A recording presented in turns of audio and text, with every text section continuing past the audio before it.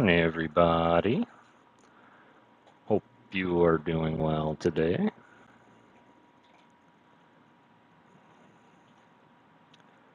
Let me get this pulled up here, make sure that this is doing what it needs to be doing. Yeah, there we go. What's going on, Matt Gooch? This is 5150. Good to see you. 4 likes before the stream started. Let's go. 6 likes now. Hope you sleep well, Matt. People start flirting with me, then I might chat. That's funny. What's up, Nick? Hope everything's all right. Power outages are never fun. Philosophy, it's good to see you, brother.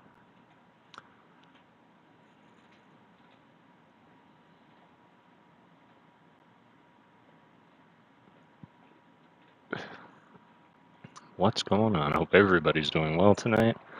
We're going to keep the intro to something littler. As I was doing some math, taking a look at the chapters that we have left to do, and we have exactly 10 chapters left in the book. And if we do 4 today and 4 next week, then we are going to be having 2 chapters that are unread, and we fall into that hole a lot at the end of our book. So what I would rather do is push through and read 5 chapters tonight, 5 chapters next week, and then we can start the second to last book the week after that. So that is what we're fixing to do. So I'm just going to finish this cube that I started today and didn't have a chance to finish. And then we'll jump right into it. But I hope everybody's having an amazing day today. Hope that you're getting everything that you set out to get.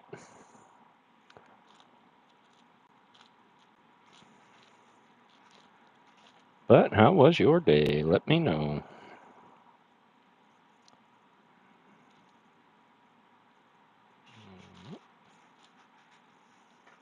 I can do that. Okay, something is really, really wrong here. There are pairs that I don't have paired.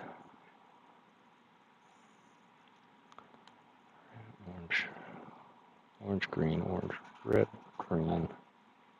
Yeah, there it is.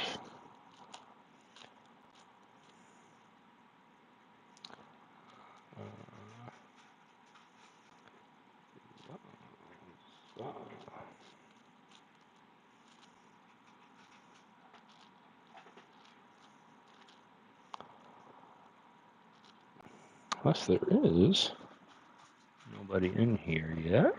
See 3 peeps in here. Matt's probably just lurking. That's fine. I know that you were fixing to go to bed. And if I remember correctly, I think there was a lot of people that were live tonight, which is just fine. This is a reading stream, and we're supposed to be relaxing. There we go. That's what I was looking for.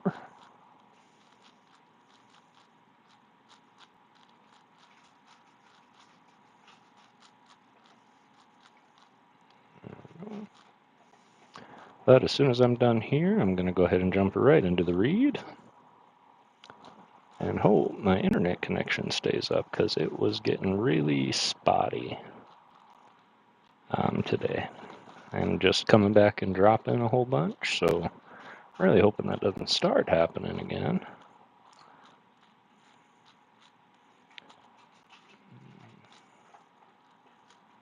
Because that would make the read terrible. Katrina!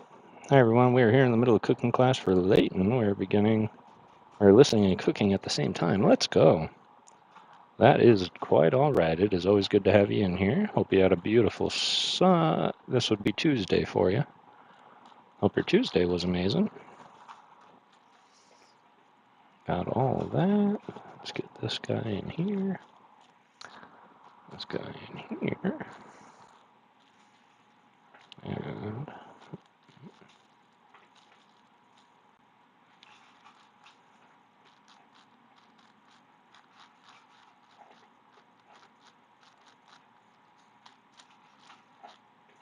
there we go. Here's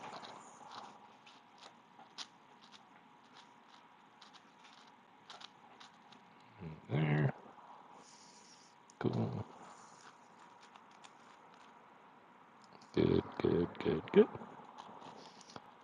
All right. Well, appreciate you guys joining me tonight, just so that we can have all the time that we need to get through 5 chapters, as these ones get a little bit long. We are going to get started right now. I know it's a little quicker than normal, but thank you all for being here and being ready for the read. A couple of faux pas that I did today. One is that I didn't charge my Kindle all day. And so I started it at 1%. It's at 13 now, but it is plugged in. The other is I didn't charge my phone, but without the music, that should be just fine. But once again, thank you all for being here, and I hope you enjoy the read. As we get back into the Chessmen of Mars, following Tara of Helium, as well as Gahan of Gathol,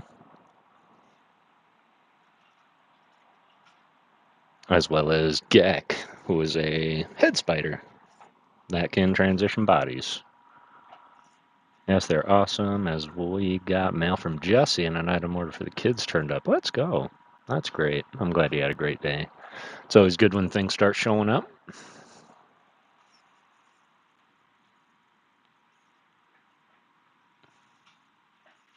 There we go. If I'm not mistaken, I think we ended on chapter 13.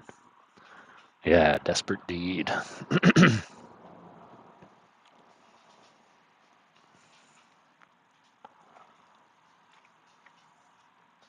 Hello.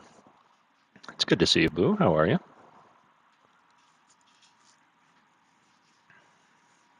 Hope you are ready.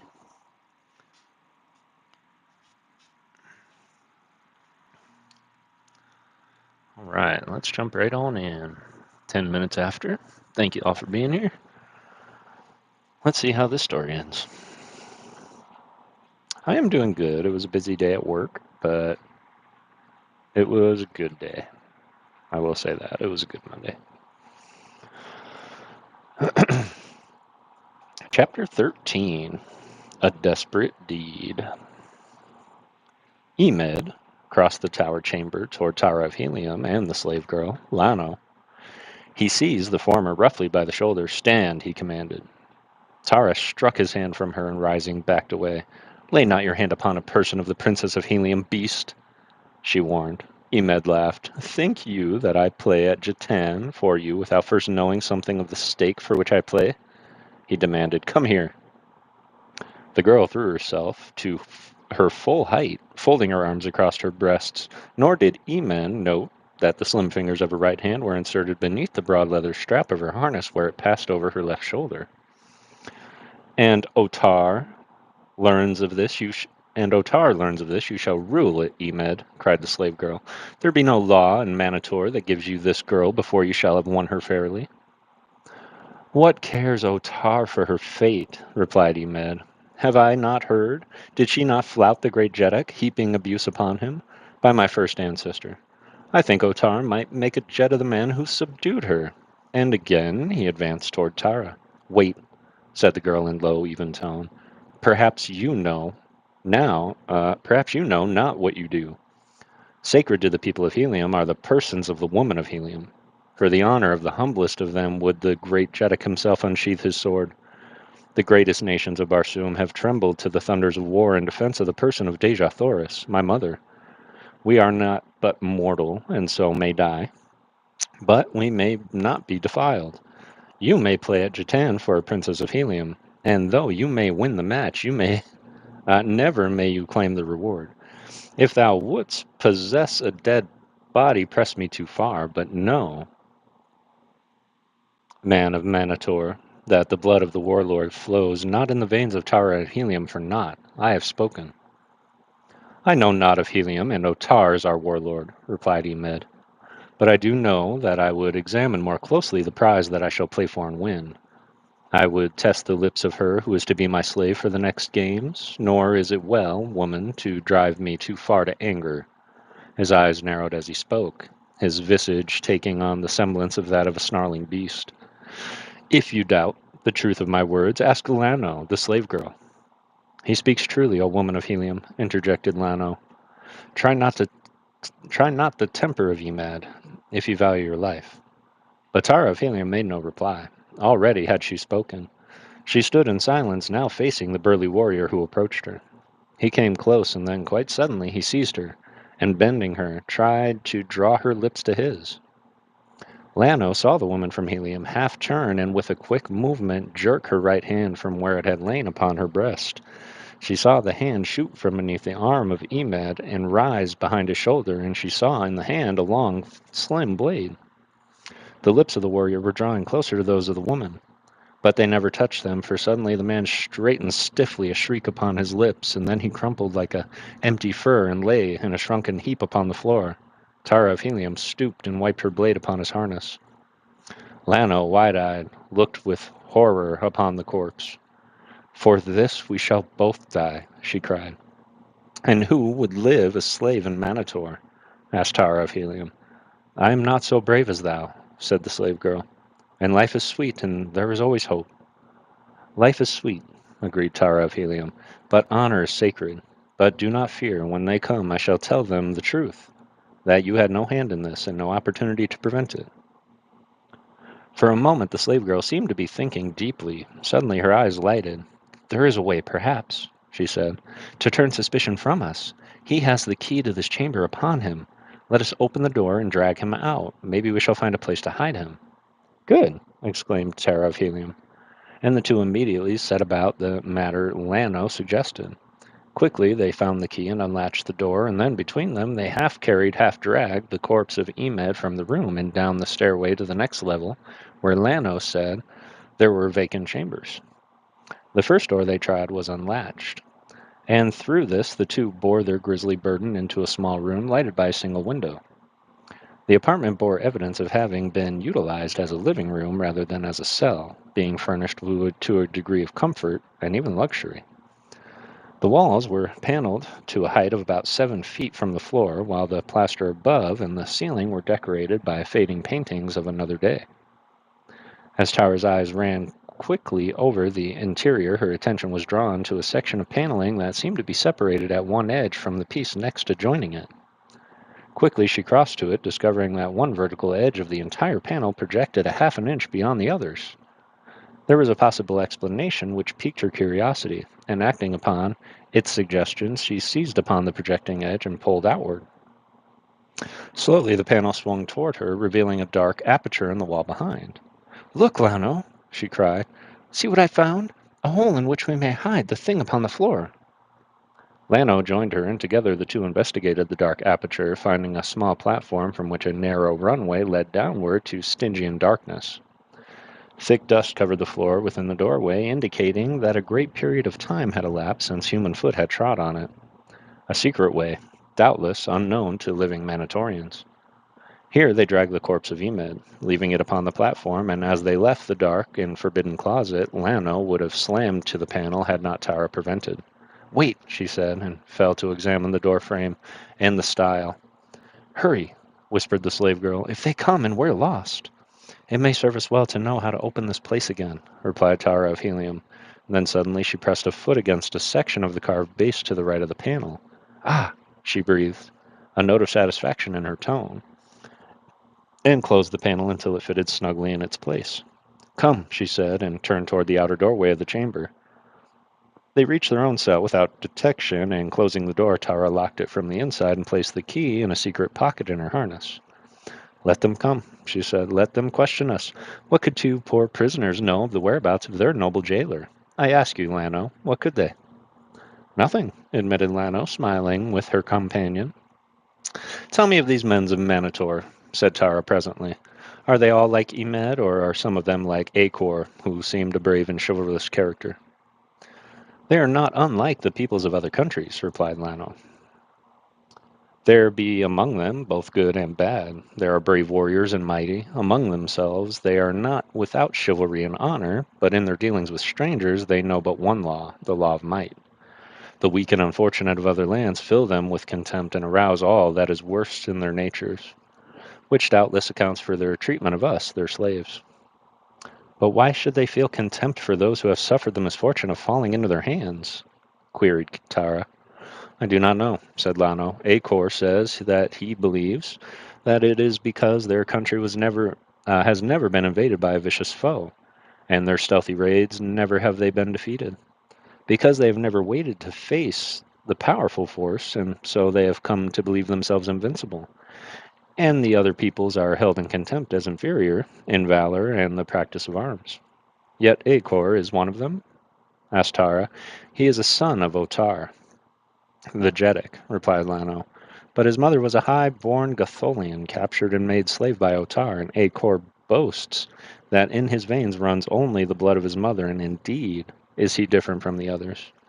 His chivalry is of a gentler form, though not even his worst enemy has dared question his courage, while his skill with a sword and a spear and the thoat is famous throughout the length and breadth of Manator.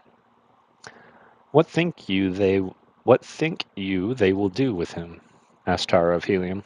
Sentence him to the games, replied Lano. If Otar be not greatly angered, he may be sentenced to but a simple game, in which case he may come out alive.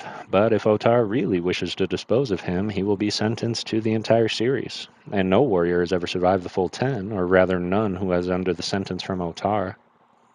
What are the games? I do not understand, asked Tara. I have heard them speak of playing at Jatan, but surely no one can be killed at Jatan.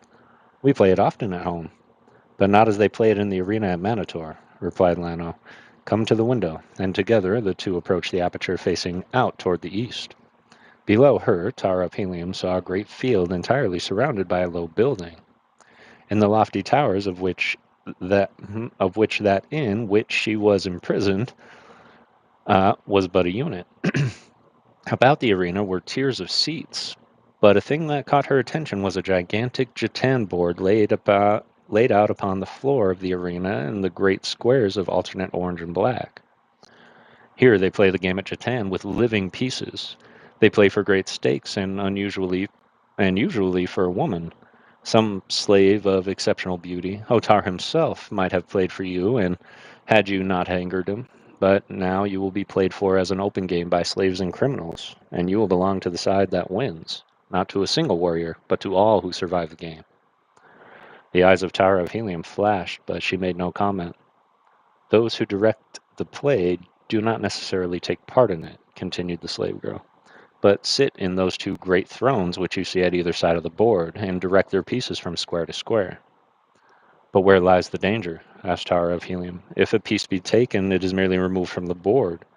This is a rule of Jatan as old almost as civilization of Barsoom. But here in Manator, when they play in the great arena with living men, that rule is altered, explained Lano. When a warrior is moved to a square occupied by an opposing piece, the two battle to the death for possession of the square, and the one that is successful advantages by the move. Each is comparison to simulate the piece he represents, and in addition he wears that which indicates whether he be slave, a warrior serving a sentence, or a volunteer. If serving a sentence, the number of games he must play is also indicated, and thus the one directing the moves knows which piece to risk and which to conserve. And further than this, a man's chances are affected by the position that is assigned to him for the game. Those whom they wish to die are always panthans in the game, for the panthans is the least chance of surviving. Do those who direct the play ever actually take part in it? Asked Tara. Oh, yes, said Lano. Often when two warriors, even of the highest class, hold a grievance against one another, Otar compels them to settle it upon the arena. Then it is that they take active part, and with drawn swords direct their own players from the position of chief. They pick their own players, usually the best of their own warriors and slaves. If they be powerful men who possess such, or their friends may volunteer, or they may obtain prisoners from the pits. These are games indeed, the very best that are seen. Often the great chiefs themselves are slain. It is within this amphitheater that the justice of Manator is meted then, said Tara. Very largely, replied Lano. How, then, through such justice, could a prisoner win his liberty? Continued the girl from Helium. If a man, and he survived 10 games, his liberty would be his, replied Lano. But none ever survives? Queried Tara. And if a woman? No stranger within the gates of Manator ever has survived 10 games, replied the slave girl. They are permitted to offer themselves into perpetual slavery if they prefer that to fighting at Jatan. Of course, they may be called upon, as any warrior, to take part in a game, but their chances then of surviving are increased, since they may never again have the chance of winning to liberty. But a woman, insisted Tara. How many a woman win their freedom? Lanho laughed. Very simply, she cried derisively.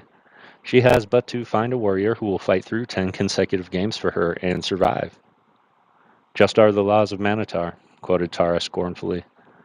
Then it was that they heard footsteps outside their cell, and a moment later a key turned in the lock and the door opened. A warrior faced them. Hast seen Emed, the door? He asked. Yes, replied Tara. He was here some time ago. The man glanced quickly about the bare chamber, and then searchingly first at Tara of Helium and then at the slave girl. Lano, the puzzled expression on his face increased. He scratched his head. It is strange, he said. A score of men saw him ascend to this tower, and though there is but a single exit, and that well guarded, no man has seen him pass out. Tara of Helium hid a yawn with the back of her shapely hand. The Princess of Helium is hungry, fellow, she drawled. Tell your master that she would eat. It was an hour later that food was brought, an officer and several warriors accompanying the bearer. The former examined the room carefully, but there was no sign that aught amiss had occurred there.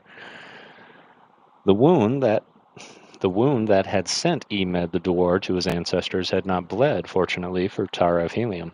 Woman, cried the officer, turning upon Tara, you were last to see Emed the Dwarf. Answer me now, and answer me truthfully. Did you see him leave this room? I did, answered Tara of Helium. And where did he go from here? How should I know? Think you that I can pass through a locked door of Skeel? The girl's tone was scornful.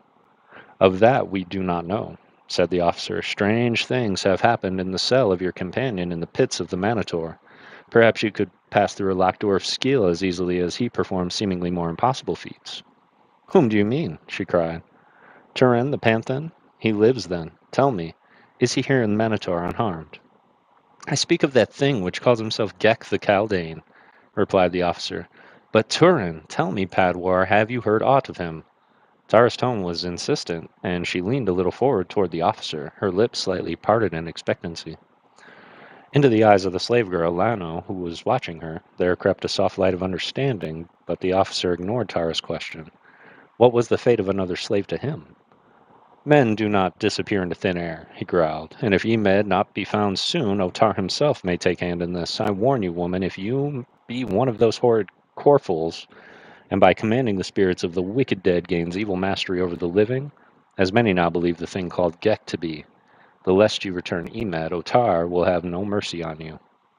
What foolishness is this? Cried the girl. I am a princess of Helium, as I have told you all a score of times. Even if the fabled Corfools existed, as none but the most ignorant now believes, the lore of the ancient tells us that they entered only into the bodies of wicked criminals of the lowest class. Man of Manitor, thou art a fool, and thy Jeddak is all his people, and thy Jeddak and all his people. And she turned her royal back upon the Padwar and gazed through the window across the field of Jatan and the roofs of Manitor, through the low hills and the rolling country of freedom. And you know so much of Corfils, then, he cried. You know that while no common man may dare harm them, they may be slain by the hand of a Jeddak with impunity. The girl did not reply, nor would she speak again for all his threats and rage, for she knew now that none in all Manitor dared harm her save Otar the Jeddak. And after a while the Padwar left, taking his men with him. And after they had gone, Tara stood for long looking out upon the city of Manitor, and wondering what more cruel wrongs fate held in store for her. She was standing thus in silent meditation when there rose to her the strains of martial music from the city below, the deep, mellow tones of the long war trumpets of mounted troops and clear ringing notes of foot soldiers' music. The girl raised her head and looked about, listening, and Lano, standing at the opposite window looking toward the west, motioned Tara to join her. Now they could see across roofs and avenues to the gates of enemies, through which troops were marching into the city. The great jet is coming, said Lano. None other dares enter thus, with blaring trumpets, the city of Manitor. It is Uthor, Jed of Manitos, second city of Manitor. They call him the Great Jed, the length and breadth of Manitor, and because the people love him, Otar hates him. They say, who know, that it would need but slight provocation to inflame the two to war. How such a war would end no one could guess, but the people of Manator worship the great Otar, though they do not love him. Uthor they love, but he is not a Jetic. And Tara understood, as only a Martian may, how much that simple statement encompassed. The loyalty of the Martian to his Jetic is almost as an instinct, and second not even to the instinct of self-preservation at that. Nor is this strange in a race whose religion includes ancestor worship, and where families trace their origin back into the remote ages, and a Jetic sits upon the same throne that his direct progenitors have occupied for perhaps hundreds of thousands of years, and rules the descendants of the same people that his forebears ruled. Wicked Jedics have been dethroned, but seldom are they replaced by other than members of the imperial house, even though the laws give to the Jeds the right to select whom they please. Uthor is a just man and good then? Asked Tara of Helium. There be none nobler, replied Lano, and Manatos, none but wicked criminals who deserve death are forced to play at Jatan. And even then, the play is fair and they have their chance for freedom. Volunteers may play, but the moves are not necessarily to the death, a wound, and even sometimes points in swordplay, deciding the issue. There they look upon Jatan as a martial sport. Here it is but butchery.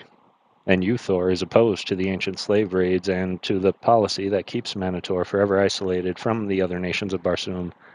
But Uthor is not Jetic, and so there is no change. The two girls watched the column moving up to the broad avenue from the gates of the enemy toward the palace of Otar. A gorgeous barbaric procession of painted warriors in jeweled studded harnesses and waving feathers, vicious squealing thoats,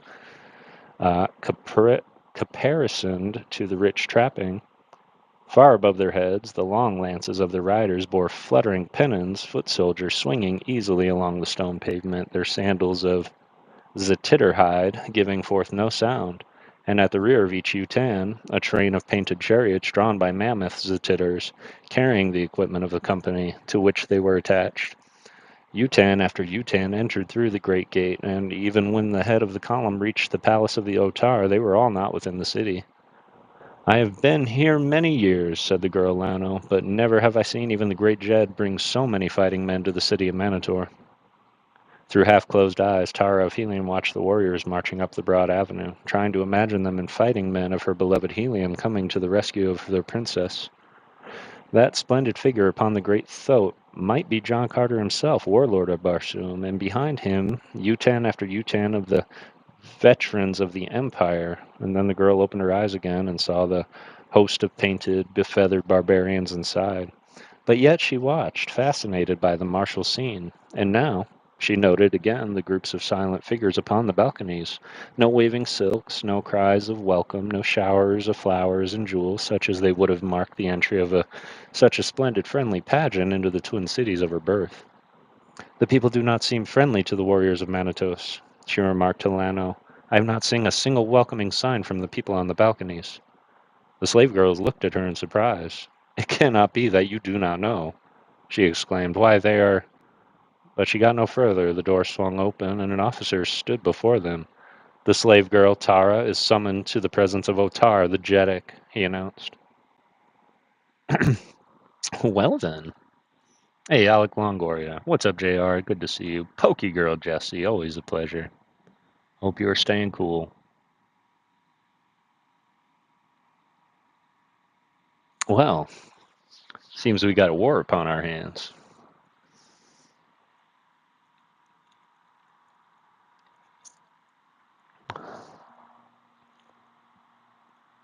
Uh-oh.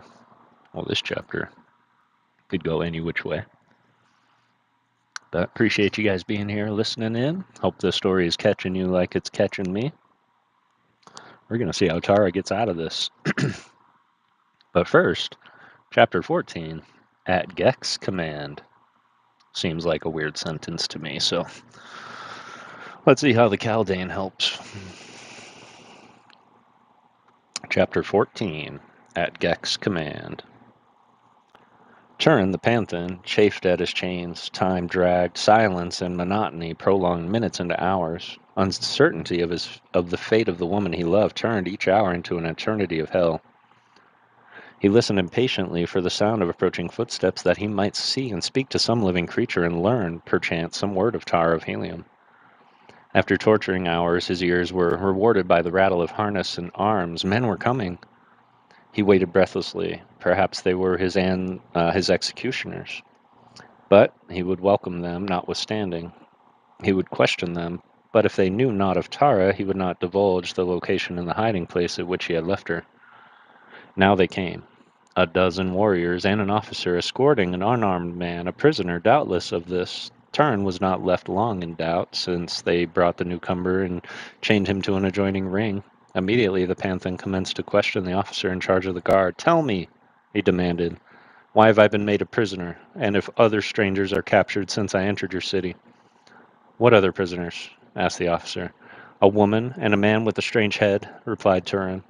"It is possible," said the officer. "But what were their names?"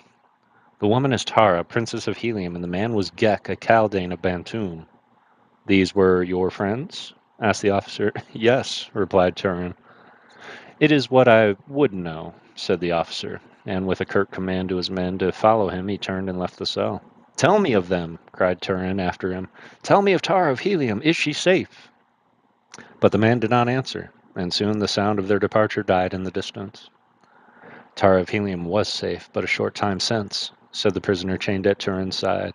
The Panthan turned toward the speaker, seeing a large man, handsome of face and with a manner both stately and dignified. "You have seen her?" he asked. "They captured her, then?" "She is in danger?" "She is being held in the towers of Jatan as the prize for the next games," replied the stranger. "And who are you?" asked Turin. "And why are you here, prisoner?" "Oh, I am Acor, the Dwar, keeper of the towers of Jatan," replied the other. "I am here because I dared speak the truth of Otar, the Jeddak, to one of his officers." "And your punishment?" asked Turin. "Oh, I do not know. Otar has not yet spoken. Doubtless the games, perhaps the full 10, for Otar does not love Acor, his son." "You are the Jeddak's son?" asked Turin. "I am the son of Otar, and of a slave, Haja of Gothol, who is princess in her own land." Turin looked searchingly at the speaker. A son of Haja of Gothol? A son of his mother's sister? This man, then, was his own cousin.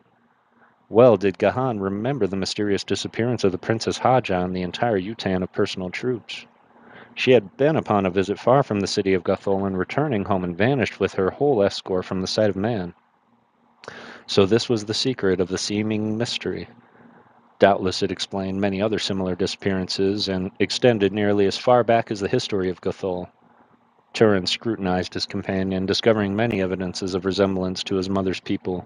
Acor might have been 10 years younger than he, but such differences in age are scarce accounted among the people who seldom never age outwardly after maturity, and whose span of life may be 1,000 years.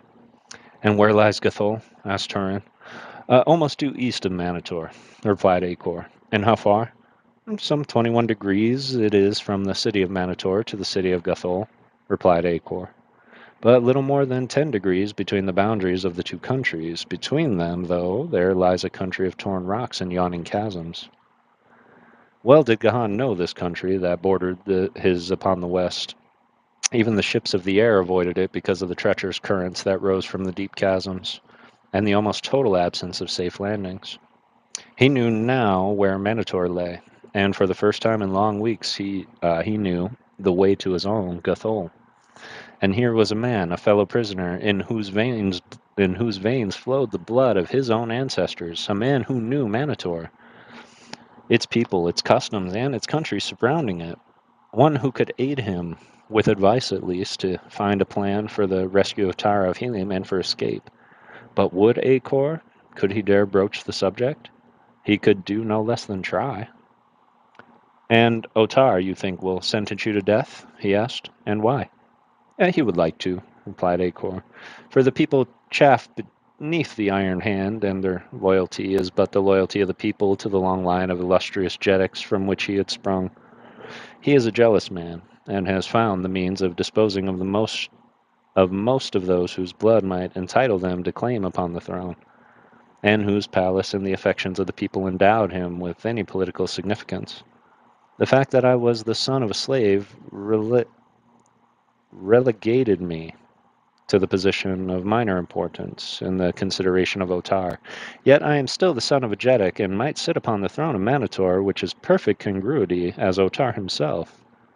Combined with this is the fact that of recent years the people, and especially many of the younger warriors, have evinced a growing affection for me, which I attribute to the certain virtues of character and training derived from my mother, but which Otar assumes to be the result of an ambition upon my part to occupy the throne of Manitor.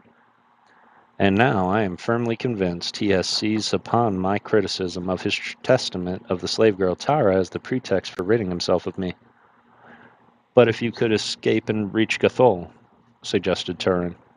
I have thought of that, mused Acor.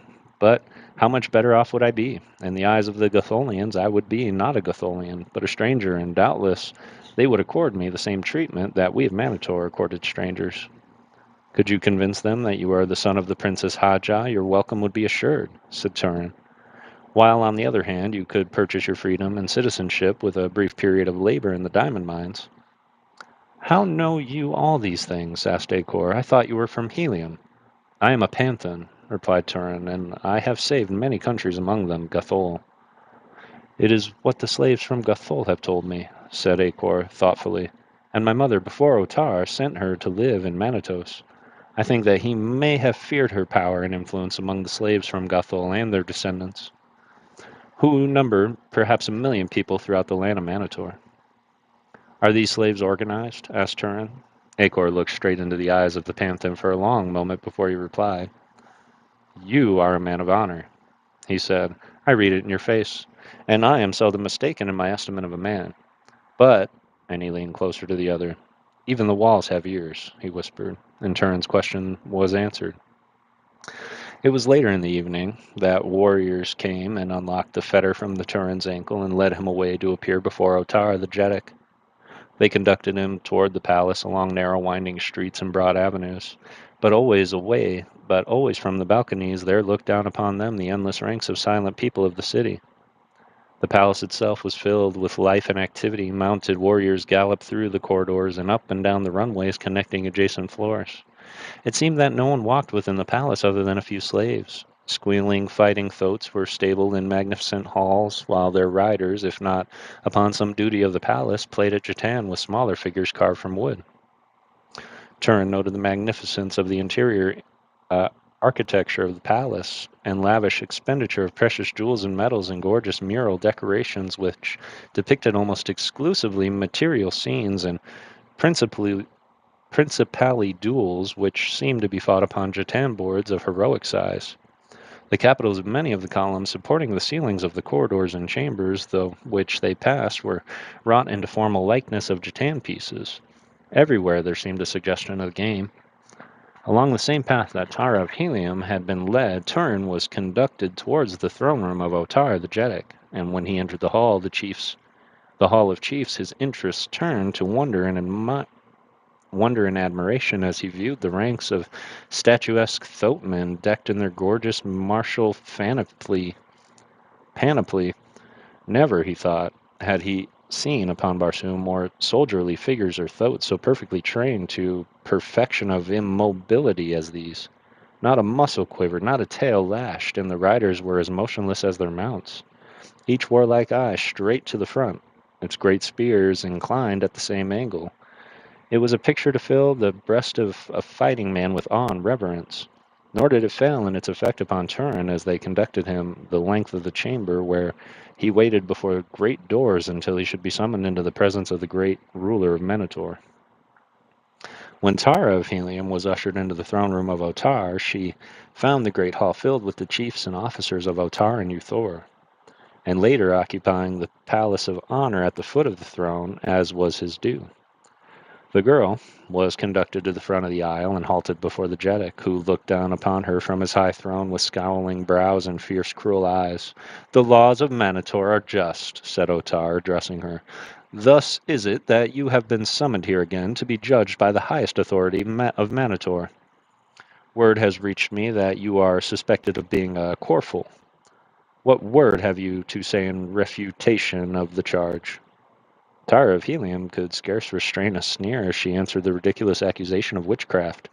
So ancient is the culture of my people, she said, that authentic history reveals no defense for that which we know existed only in the ignorant and superstitious minds of the most primitive peoples of the past. To those who are yet so untutored as to believe in the existence of Corfles, there can be no argument that will convince them of their error. Only long ages of refinement and culture can accomplish their release from the bondage of ignorance. I have spoken. Yet you do not deny the accusation, said Otar. It is not worthy the dignity of a denial, she responded haughtily. And I were you, woman, said a deep voice at her side, I should nevertheless deny it. Tara of Helium turned to see the eyes of Thor, the great jet of Manitos, upon her. Brave eyes they were, but neither cold nor cruel. Otar rapped impatiently upon the arm of his throne. Thor forgets, he cried, that Otar is the Jetic. Thor remembers, replied the jet of Manitos, that the laws of Manitor permit any who may be accused of having advice and counsel before their judge. Tara of Helium saw that for some reason this man would have assisted her, and so she acted upon his advance. I deny the charge, she said. I am no Corfle. Of that we shall soon learn, snapped Otar. Eudor, where are those who have knowledge of the powers of this woman? And Eudor brought several who recounted the little that was known of the disappearance of Emed, and others who told of the capture of Gek and Tara, suggesting by deduction that having been found together, they had significantly in common to make it reasonably certain that one was as bad as the other, and that, therefore, it remained but to convict one of them of Corphilism to make certain of the guilt of both. And then Otar called for Gek, and immediately the hideous Caldane was dragged before him by warriors who could not conceal the fear in which they held this creature. And you, said Otar in cold, accusing tones, already have I been told enough of you to warrant me in passing through your heart the jetic steel, of how you stole the brains from this warrior, Yuvan, so that he thought he saw your headless body, still endowed with life, of how you caused another to believe that you had escaped, making him see naught but an empty bench and a blank wall where you had been. Ah, Otar, but that was nothing, cried the young Padwar who had come in command of the escort that brought Gek. The thing which he did to Izav here would prove his guilt alone. What did he what did he to the warrior Izav? Demanded Otar. Let Izav speak. The warrior Izav, a great fellow of bundling muscles and thick neck, advanced to the foot of the throne. He was pale and still trembling visibly as from a nervous shock. Let my first ancestor be my witness, Otar, that I speak the truth, he began. I was left to guard this creature, who sat upon a bench, shackled to the wall. I stood by the open doorway at the opposite side of the chamber. He could not reach me. Yet, Otar, may Is engulf me if he did not drag me to him helpless as an unhatched egg. He dragged me to him, greatest of Jetics, with his eyes.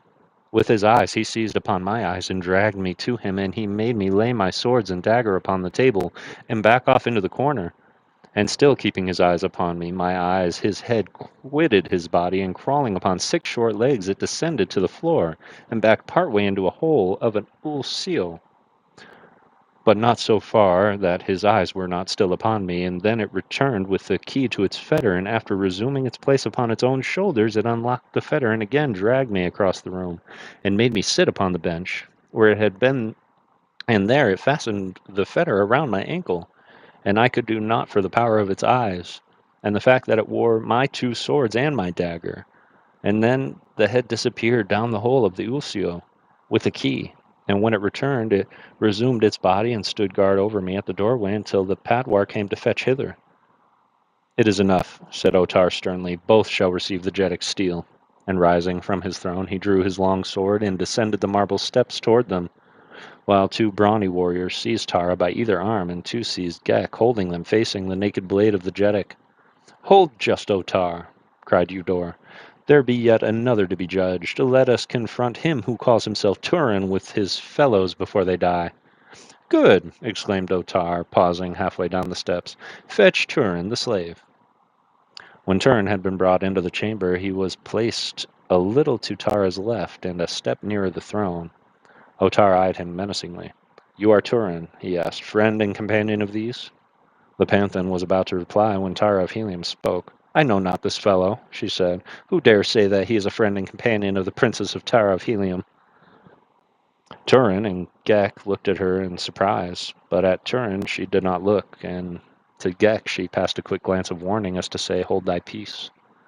The Panthan tried not to fathom her purpose, for the head is useless when the heart usurps its functions, and Turin only knew that the woman he loved had denied him, and though he tried not even to think of his foolish heart, urged but a single explanation, that she refused to recognize him lest she be involved in his difficulties. Otar looked first at one and then at another of them, but none of them spoke. "Were they not captured together?" he asked of Eudor. "No," replied the dwarf. "He who is called Turin was found seeking entrance to the city and was enticed to the pits. The following morning I discovered the other two upon the hill beyond the gates of enemies." "But they are friends and companions," said the young Padwar, "for this Turin inquired of me concerning these two, calling them by name and saying that they were his friends." "It is enough," stated Otar. "All three shall die," and he took another step downward from the throne. "For what shall we die?" asked Ghek. "Your people prate of the just laws of Manator, and yet you would slay three strangers without telling them of what crime they are accused." "He is right," said a deep voice, and it was the voice of Uthor, the great Jed of Manatos. Otar looked at him and scowled, but there came voices from other portions of the chamber seconding the demand for justice. "Then know, though you shall die anyway," cried Otar, "that all three are convicted of Corphilism, and that they are only a Jeddak, and that as only a Jeddak may slay such as you in safety, you are about to be honored with the skill of Otar." "Fool!" cried Turin. "Know you not that in the veins of this woman flows the blood of 10,000 Jeddaks? And greater than yours is her power in her own land. She is Tara, Princess of Helium, great-granddaughter of Tardos Morris, daughter of John Carter, warlord of Barsoom. She cannot be a Corful, nor is this creature Ghek, nor am I. And you would know more. I can prove my right to be heard and to be believed if I may have a word with the Princess of Haja of Gothol, whose sons is my fellow prisoner in the pits of Otar, his father." At this Uthor rose to his feet and faced Otar. "What means this?" he asked. "Speak the man the truth? Is the son of Haja a prisoner in thy pits, Otar? And what is it to the Jed of Manatos, who be the prisoners in the pits of this Jed, in the pits of his Jeddak?" demanded Otar angrily. "It is this to the Jed of Manatos," replied Uthor, in a voice so low as to be scarce more than a whisper, and yet it was heard through the whole length and breadth of the great throne room of Otar, Jeddak of Manator. "You gave me a slave woman, Haja, who had been a princess in Gothol, because you feared her influence among the slaves from Gothol. I have made her a free woman, and I have married her, and made her thus a princess of Manatos.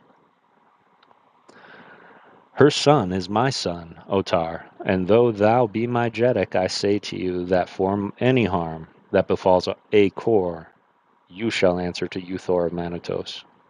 Otar looked long at Uthor, but he made no reply. Then he turned again to Turin. "If one be a Corful," he said, "then all of you be Corfuls.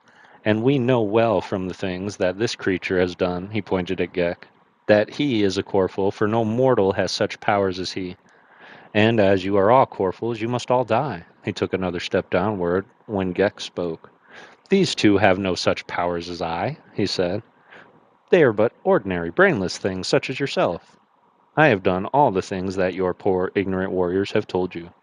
But this only demonstrates that I am of higher order than yourselves, as is indeed the fact. I am a Kaldane, not a Corful. There is nothing supernatural or mysterious about me, other than that to the ignorant all things which they cannot understand are mysterious. Easily might I have eluded your warriors and escaped your pits, but I remained in the hope that I might help these two foolish creatures who have not the brains to escape without help. They befriended me and saved my life. I owe them this debt. Do not slay them, they are harmless. Slay me if you will, I offer my life if it will appease your ignorant wrath. I cannot return to Bantoom, and so I might as well die.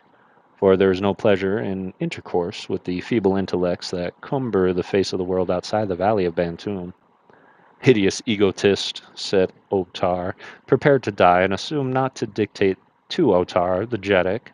He has passed sentence, and all three of you shall feel the Jeddak's naked steel. I have spoken. He took another step downward, and then a strange thing happened. He paused, his eyes fixed upon the eyes of Ghek. His sword slipped from nerveless fingers, and still he stood there, swaying forward and backward. A Jed rose to rush to his side, but Ghek stopped him with a word. "Wait!" he cried. "The life of your Jeddak is in my hands. You believe me a Corful, and so you believe too that only the sword of a Jeddak may slay me. Therefore your blades are useless against me. Offer harm to any one of us, or seek to approach your Jeddak until I have spoken, and he shall sink lifeless to the marble. Release two prisoners, and let them come to my side. I would speak to them privately. Quick, do as I say. I would as lief as not slay Otar. I but let him live, that I may gain freedom for my friends. Obstruct me, and he dies." The guards fell back, releasing Tara and Turin, who came close to Ghek's side.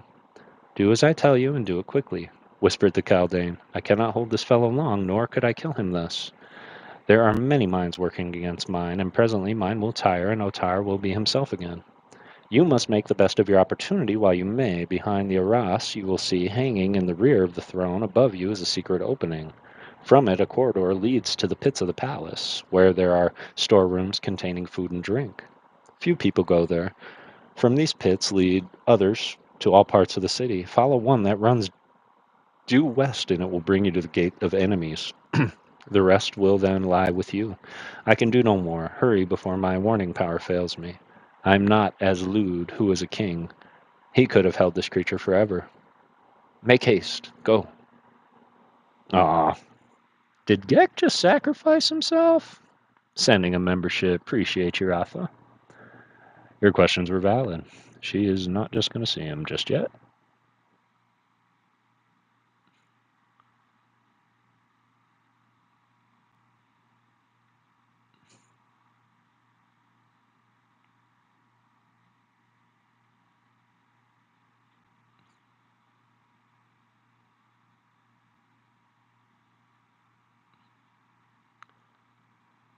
Appreciate you.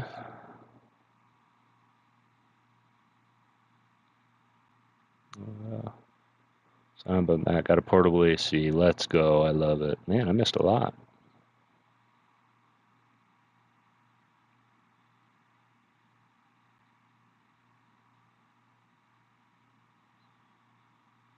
Auto corrected. Plans to hook up. Ryan Trent, good to see you. Very intrusive. Streamlabs. What's going on? Alice, good to see you. Streamlabs and mods making it toxic to enjoy the stream. Later's unsubscribe. That's unfortunate. I'm sorry. Certainly never want to push people away by dropping links. Good to see you, Vintage Will. Yeah, we never try to make things unenjoyable.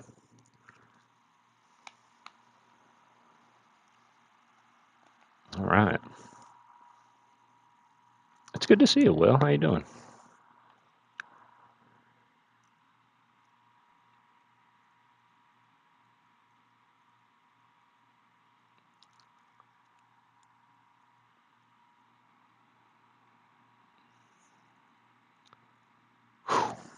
Man, I don't know about where some of y'all are. I know it's hot where Jesse is, hot everywhere else. It was really hot today. Can still feel it coming through the window. All right.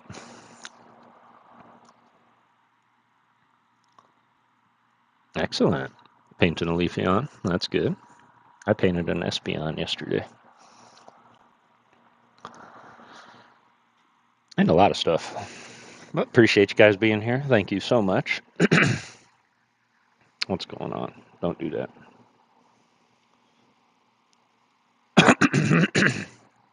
All right. Let's power through 3 more chapters. We should be able to hit our time frame. But we are going to get into chapter 15, The Old Man of the Pits. And I can't believe Ghek just sacrificed himself for these two.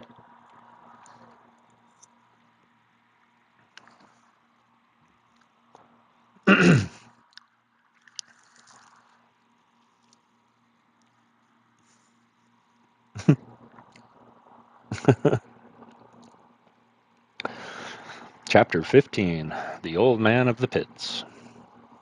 I shall not desert you, Ghek, said Tara of Helium simply. Go, go, whispered the Chaldean. You can do me no good. Go, or all I have done is for naught. Tara shook her head. I cannot, she said. They will slay her, said Ghek to Turin, and the Panthan, torn between loyalty to the strange creature who had offered his life for him and love of the woman, hesitated but a moment. Then he swept Tara from her feet and, lifting her in his arms, leapt up the steps that led to the throne of Manitor. Behind the throne he parted the arras and found the secret opening. Into this he bore the girl down a long, narrow corridor and winding runways that led to lower levels until they came to the pits of the palace of Otar. Here was a labyrinth of passages and chambers, presenting 1,000 hiding places. As Turin bore Tara up the stairs toward the throne, a score of warriors rose as though to rush forward to intercept them. Stay, cried Ghek, or your Jeddak dies. And they halted in their tracks, waiting the will of this strange, uncanny creature. Presently Ghek took his eyes from the eyes of Otar, and the Jeddak shook himself as one would to be rid of a bad dream, and straightened up, half dazed still. Look, said Ghek then, I have given your Jeddak his life, nor have I harmed one of those who I might easily have slain when they were in my power. No harm have I or my friends done in the city of Manitor. Why, then, should you persecute us? Give us our lives, give us our liberty. Otar, now in command of his faculties, stooped and regained his sword. In the room was silence, and all waited to hear the Jeddak's answer. Just are the laws of Manitor, he said at last. Perhaps, after all, there is truth in the words of the stranger. Return him to the pits and pursue the others and capture them. Through the mercy of Otar, they shall be permitted to win their freedom upon the field of Jatan in the coming games. Still ashen was the face of the Jeddak as Ghek was led away, and his appearance was that of a man who had been snatched from the brink of eternity into which he has gazed, not with the composure of the great courage, but with fear. There were those in the throne room who knew that the execution of the 3 prisoners had been delayed and the responsibility placed upon the shoulders of others. And one of those who knew was Thor, the great Jed of Manitos. His curling lip betokened his scorn of the Jeddak who had chosen humiliation rather than death. He knew that Otar had lost more of prestige in those few moments than he could regain in a lifetime, for the Martians are jealous of the courage of their chiefs. There can be no invasions of stern duty, no temporizing with honor. That there were others in the room who shared Uthor's belief was evidenced by the silence and the grim scowls. Otar glanced quickly around. He must have sensed the hostility and guessed its cause, for he went suddenly angry. And as one who seeks by the vehemence of his words to establish the courage of his heart, he roared forth what could be considered as naught other than a challenge.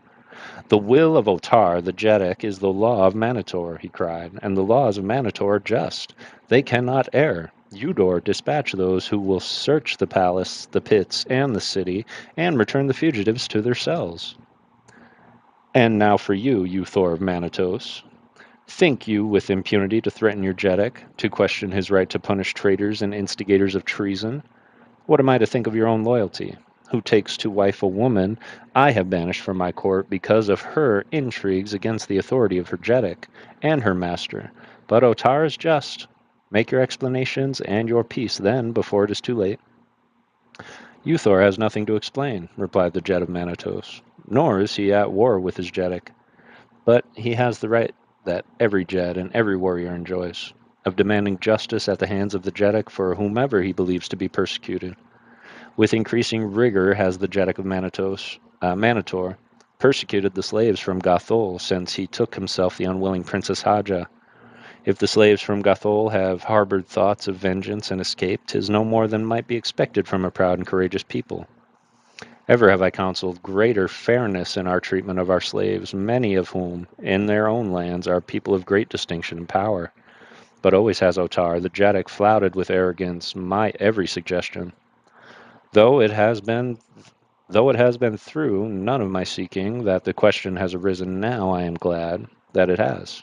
For the time was bound to come when the Jeds of Manator would demand from Otar the respect and consideration that is their due from the man who holds his high office at their pleasure. Know then, Otar, that you must free Acor, the dwarf, forthwith, or bring him to fair trial before the assembled Jeds of Manator. I have spoken. You have spoken well and to the point, you Thor, cried Otar, for you have revealed to your Jeddak and your fellow Jeds the depth of your disloyalty, and I have long suspected. Acor already has been tried and sentenced by the Supreme Tribunal of Manator. Otar, the Jeddak, and you too shall receive justice from the same unfailing source. In the meantime, you are under arrest. To the pits with him. To the pits with you, Thor, the false Jed. He clapped his hands to summon the surrounding warriors to do his bidding. A score leaped forward to seize you, Thor. They were warriors of the palace, mostly. But 2 score leaped to defend you, Thor. And with ringing steel they fought at the foot of the steps to the throne of Manator, where stood Otar, the Jeddak, with drawn sword, ready to take his part in the melee. At the clash of steel, palace guards rushed to the scene from other parts of the great building until those who would have defended you, Thor, were outnumbered 2 to 1. And then the Jet of Manitou slowly withdrew his forces and, fighting his way through the corridors and chambers of the palace, came at last to the avenue, where he was reinforced by a little army that had marched with him to Manitou. Slowly they retreated toward the gate of enemies, between the rows of silent people looking down upon them from the balconies, and there, within the city walls, they made their stand. In a dimly lighted chamber beneath the palace of Otar, the Jeddak, Turin the Panthan lowered Tara of Helium from his arms and faced her. I am sorry, Princess, he said, that I was forced to disobey your commands, or to abandon Gek, but there was no other way. Could he have saved you, I would have stayed in his place. Tell me that you forgive me. But how could I do less? She replied graciously. But it seemed cowardly to abandon a friend. Had we been 3 fighting men, it had been different, he said. We could only have remained and died together, fighting. But you know, Tara of Helium, that we may not jeopardize a woman's safety, even though we risk the loss of honor. I know that, Turin, she said. But no one may say that you have risked honor. Who knows the honor and bravery that are yours? He heard with her the surprise, for these were the first words that she had spoken to him that did not savor of the attitude of a princess to a panthan, though it was more in her tone than the actual words that he apprehended the difference. How at variance were they to hear to her recent repudiation of him? He could not fathom her, and so he blurted out the question that had been on his mind since he had told Otar that she did not know him. Tara of Helium, he said, your words are balm to the wounds you gave me in the throne room of Otar. Tell me, Princess, why did you deny me? She turned her great deep eyes up into his, and in them was a little of reproach. You did not guess, she asked, that it was my lips alone and not my heart that denied you. Otar had ordered that I die more because I was a companion of Gek than because of any evidence against me. And so I knew that if I acknowledged you as one of us, you would be slain too. It was to save me, then? He cried, his face suddenly lighting. It was to save my brave Panthan, she said in a low voice. Tara of Helium, said the warrior, dropping to one knee, your words are as food to my hungry heart. And he took her fingers in his and pressed them to his lips. Gently she raised him to his feet. You need not tell me, kneeling, she said softly. Her hand was still in his as he rose, and they were very close. And the man was still flushed with the contact of her body since he had carried her from the throne room of Otar. He felt his heart pounding in his breast and the hot blood surging through his veins as he looked at her beautiful face, with its downcast eyes and the half-parted lips that he would have given a kingdom to possess. And then he swept her to him, and as he crushed her against his breast, his lips smothered hers with kisses. But only for an instant. Like a tigress, the girl turned upon him, striking him and thrusting him away. She stepped back, her head high and her eyes flashing fire. You would dare? She cried. You would dare thus defile the Princess of Helium? His eyes met hers squarely, and there was no shame or no remorse in them. Yes, I would dare, he said. I would dare love Tara of Helium, but I would not dare defile her or any woman with kisses that were not prompted by love of her alone. He stepped closer to her and laid his hands upon her shoulders. Look into my eyes, daughter of the warlord, he said, and tell me that you do not wish the love of Terran, the Panthan. I do not wish your love, she cried, pulling away. I hate you. And then turning away, she bent her head to the hollow of her arm and wept. The man took a step towards her as though to confront her when he was arrested by the sound of crackling laughter behind him.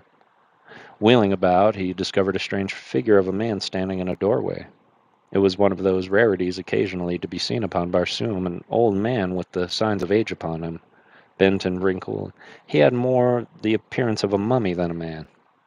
Love in the pits of Otar, he cried, and again his thin laughter jarred upon the silence of the subterranean vaults. A strange place to woo, a strange place to woo indeed. When I was a young man, we roamed in the gardens beneath giant pimalayas, and stole our kisses at the brief shadows of hurtling Thuria. We came not to the gloomy pits to speak of love, but times have changed and ways have changed, though I have never thought to live to see the time when the way of man with a maid or maid with a man would change. Ah, but we kissed them then, and what if they objected, eh? What if they objected? Why, we kissed them more, eh? Eh, those were the days. And he cackled again. Eh, well, do you recall the first of them I ever kissed? And I've kissed an army of them since. She was a fine girl. But she tried to slip a dagger into me while I was kissing her. Eh? Eh? Those were the days. But I kissed her. She's been dead over 1,000 years now, but she was never kissed again like that while she lived. I'll swear, not since she's been dead either. And then there was that other. But Turin, seeing 1,000 or more years of oscularity memoirs portending, interrupted. Tell me, Ancient One, he said, not of thy love, but of thyself. Who are you? And what do you hear in the pits of Otar? I might ask you the same, young man, replied the other. Few there are who visit the pits other than the dead, except my pupils, eh?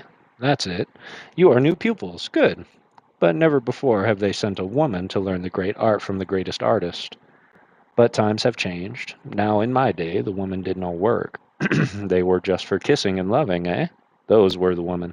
I mind the one we captured in the south. Ah, she was a devil. But how she could love! She had breasts of marble and a heart of fire. Why, she— Yes, yes, interrupted Turin. We are pupils, and we are anxious to get to work. Lead on, and we will follow. Ah, yes, come. All is rush and hurry with as though there were not another countless myriad of ages ahead. Ah, yes, as many as lie behind. 2,000 years have passed since I broke my shell, and always rush, rush, rush. Yet I cannot see that aught has been accomplished. Manitor is the same today as it was then, except the girls. We had the girls then. There was one that I gained upon the fields of Jatan. Hey, but you should have seen. Lead on, cried Torin.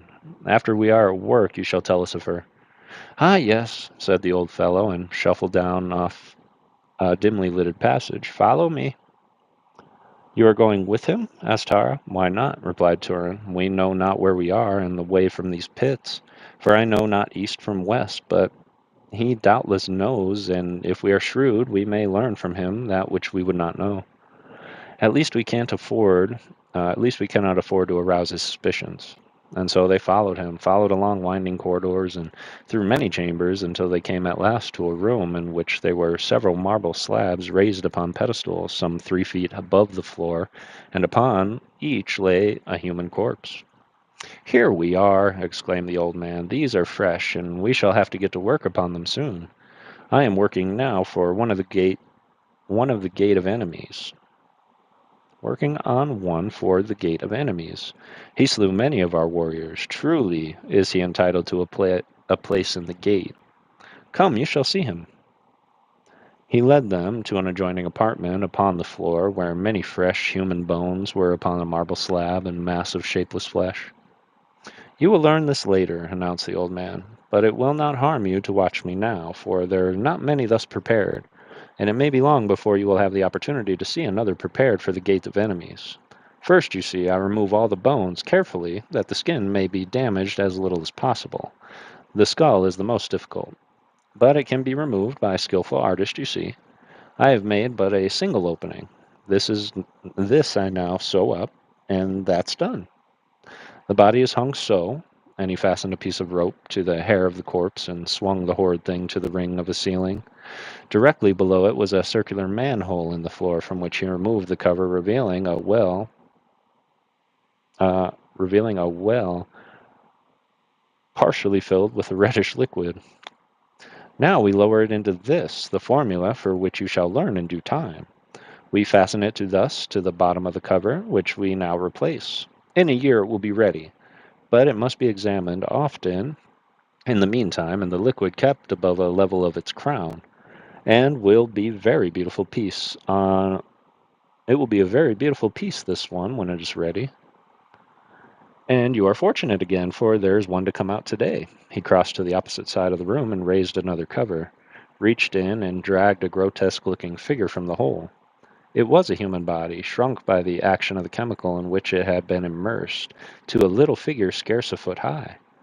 "Ay, is it not fine?" cried the little old man. "Tomorrow we will take its place in the gate of enemies." He dragged it off with cloth. He dried it off with cloth and packed it away carefully in a basket. "Perhaps you would like to see some of my life work," he suggested, and without waiting for their assent led them to another apartment, a large chamber in which there were 40 or 50 people. All were sitting or standing quietly about the walls, with the exception of one huge warrior who bestrode a great thoat in the very center of the room. And all were motionless. Instantly there sprang to the minds of Tara and Turin the rows of silent people upon the balconies that lined the avenues of the city, and the noble array of mounted warriors in the hall of chiefs. And the same explanation came to both, but neither dared voice the question that was in his mind, for fear of revealing by his ignorance the fact that they were strangers in Manitor, and therefore impostors in the guise of pupils. "It is very wonderful," said Turin. "It must require great skill and patience and time." "That it does," replied the old man. "Though having done it so long I am quicker than most, but mine are the most natural. Why, I would defy the wife of that warrior to say that in so far as appearances are concerned he does not live." And he pointed at the man upon the thoat. "Many of them, of course, are brought here wasted or badly wounded, and these I have to repair. That is where great skill is required, for everyone wants his dead to look as they did in their best in life. But you shall learn to mount them and to paint them and repair them, and sometimes to make an ugly one look beautiful. And it will be a great comfort to be able to mount your own. Why, for 1,500 years no one has mounted my own dead but myself. I have many. My balconies are crowded with them. But I keep a great room for my wives. I have them all, as far back as the first one. And many is the evenings I spend with them, quiet evenings and very pleasant. And then the pleasure of preparing them and making them even more beautiful than in life partially recompenses one for their loss. I take my time with them, looking for a new one while I am working with the old. When I am not sure about the new one, I bring her to the chamber where my wives are, and compare her charms with theirs. And there is always a great satisfaction at such time in knowing that they will not object. I love harmony. "Did you prepare all the warriors in the Hall of Chiefs?" asked Turin. "Yes, I prepare them and repair them," replied the old man. "Otar will trust no other. Even now I have two in another room who are damaged in some way and brought down to me. Otar does not like to have them gone long, since it leaves two riderless thoats in the hall. But I shall have them ready presently. He wants them all there in the event any moment question arises upon which the living Jeds cannot agree or do not agree with Otar. Such questions he carries to the Jeds of the in the Hall of Chiefs.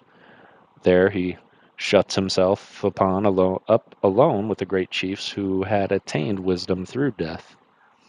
It is an excellent plan, and there are never any frictions or misunderstanding. Otar has said that it is the finest deliberative body upon Barsoom, much more intelligent than that encompassed by the living Jeds. But come, we must get to work. Come into the next chamber, and I will begin your instruction." He led the way into the chamber in which lay several corpses upon the marble slabs. In going to a cabinet, he donned a pair of huge spectacles and commenced to select various tools from the little compartments. This done, he turned again towards his two pupils. "Now let me have a look at you," he said. "My eyes are not what they once were, and I need these powerful lenses for my work, or to see distinctly the features of those around me." He turned his eyes upon the two before him. Turin held his breath, for he knew not what the man must discover, and they wore not the harnesses or insignia of Manitor. He had wondered before why the old fellow had not noticed it, for he had not known that he was half blind. The other examined their faces, his eyes lingering long upon the beauty of Tara of Helion, and then they drifted to the harness of the two. Turin, th- Turin thought that he noted an appreciable start of surprise on the part of the taxidermist, but if the old man noticed anything, his next words did not reveal it. "Come with Igos," he said to Turin. "I have materials in the next room that I would have you fetch hither. Remain here, woman. I shall be gone but a moment." He led the way to one of the numerous doors opening into the chamber and entered ahead of Turin. Just inside the door he stopped and, pointing to a bundle of silks and furs upon the opposite side of the room, directed Turin to fetch them. The latter had crossed the room and was stooping to raise the bundle when he heard a click in a lock behind him. Wheeling instantly, he saw that he was alone in the room and the single door was closed. Running rapidly to it, he strove to open it, only to find that he was a prisoner. Igos, stepping out and locking the door behind him, turned to Tara. "Your leather betrayed you," he said, laughing his cackling laugh. "You sought to deceive old Igos, but you found that through his eyes, though his eyes are weak, his brain is not. But it shall not go ill with you. You are beautiful, and Igos loves beautiful women. I might not have you elsewhere in Manitor, but here there is none to deny old Igos. Few come to the pits of the dead, only those who bring the dead, and they hasten away as fast as they can. No one will know that Igos has a beautiful woman locked with his dead. I shall ask you no questions, and then I will not have to give you up, for I will not know to whom you belong, eh? And when you die, I shall mount you beautifully in the place in the chamber with my other women. Will not be that fine, eh?" He had approached until he stood close beside the horrified girl. "Come," he cried, seizing her by the wrist. "Come to Igos." Well, that was scary. Ooh, what's going on here?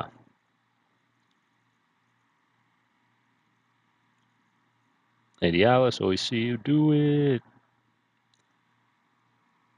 I hope you have a wonderful week, Rafa. You working anything tonight? Stay hydrated, yes. What's up, Heavy D? Good to see you. Thanks again for the gifted JR. Let's go. 4 month Spirit Clan. $2, JR. Did not have to do that. Appreciate you, fam. Yuka. All right. I'm going to do 2 more chapters. Yes, 2 more chapters, just so that we can do another 5 in our next and finish the book, as opposed to leaving 2 chapters untouched here. 16 likes, 8 peeps. Appreciate you guys.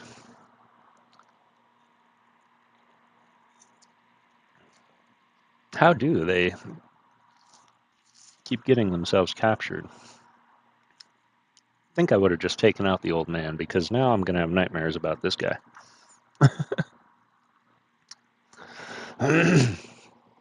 Chapter 16, Another Change of Name. Turin dashed himself against the door of his prison in a vain effort to break through, the solid skill to the side of Tara, whom he knew to be in grave danger. But the heavy panels held, and he succeeded only in bruising his shoulder and his arms. At last he desisted and set about searching his prison for some other means of escape. He found no other opening in the stone walls, but his search revealed a heterogeneous collection of odds and ends of arms and apparel, of harnesses and ornaments and insignia and sleeping silks and furs in great quantities. There were swords and spears and several large two-bladed battle axes, the heads of which bore a striking resemblance to the propeller of a small flyer. Seizing one of these, he attacked the door once more with great fury. He expected to hear something from Igos at this ruthless destruction, but no sound came to him from beyond the door, which was, he thought, too thick for the human voice to penetrate. But he would have wagered much that Igos heard him. Bits of the hardwood splintered at each impact of the heavy axe, but it was slow work and heavy. Presently he was compelled to rest, and so it went for what seemed hours, working almost to the verge of exhaustion and then resting for a few minutes. But ever the hole grew larger, though he could see nothing of the interior of the room beyond, because of the hanging that because of the hanging that Igos had drawn across it after he had locked Turin within. At last, however, the Panthan had hewn an opening through which the body could pass, and seizing a long sword that he had brought close to the door for the purpose, he crawled through into the next room, flinging aside the arras. He stood ready, sword in hand, to fight his way to the side of Tara of Helium, but she was not there. In the center of the room lay Igos, dead, upon the floor, but Tara of Helium was nowhere to be seen. Turin was nonplussed. It must have been her hand that struck down the old man, yet she had made no effort to release Turin from his prison. And then he thought of those last words of hers, "I do not want your love, I hate you." And the truth dawned upon him. She had seized upon him the first opportunity to escape him. With downcast heart, Turin turned away. What should he do? There could be but one answer. While he lived and she lived, he must still leave no stone unturned to effect her escape and safe return to the land of her people. But how? How was he to even find his way from this labyrinth? How was he to find her again? He walked to the nearest doorway. It chanced to be that which led into a room containing the mounted dead, awaiting transportation to balcony or grim room or whatever place was to receive them. His eyes traveled to the great painted warrior on the thoat, and as they ran over the splendid trappings and the serviceable arms, a new light came into the plain, dulled eyes of the Panthan. With a quick step, he crossed to the side of the dead warrior and dragged him from his mount. With equal celerity, he stripped him of his harness and his arms, and tearing off his own, donned the regalia of the dead man.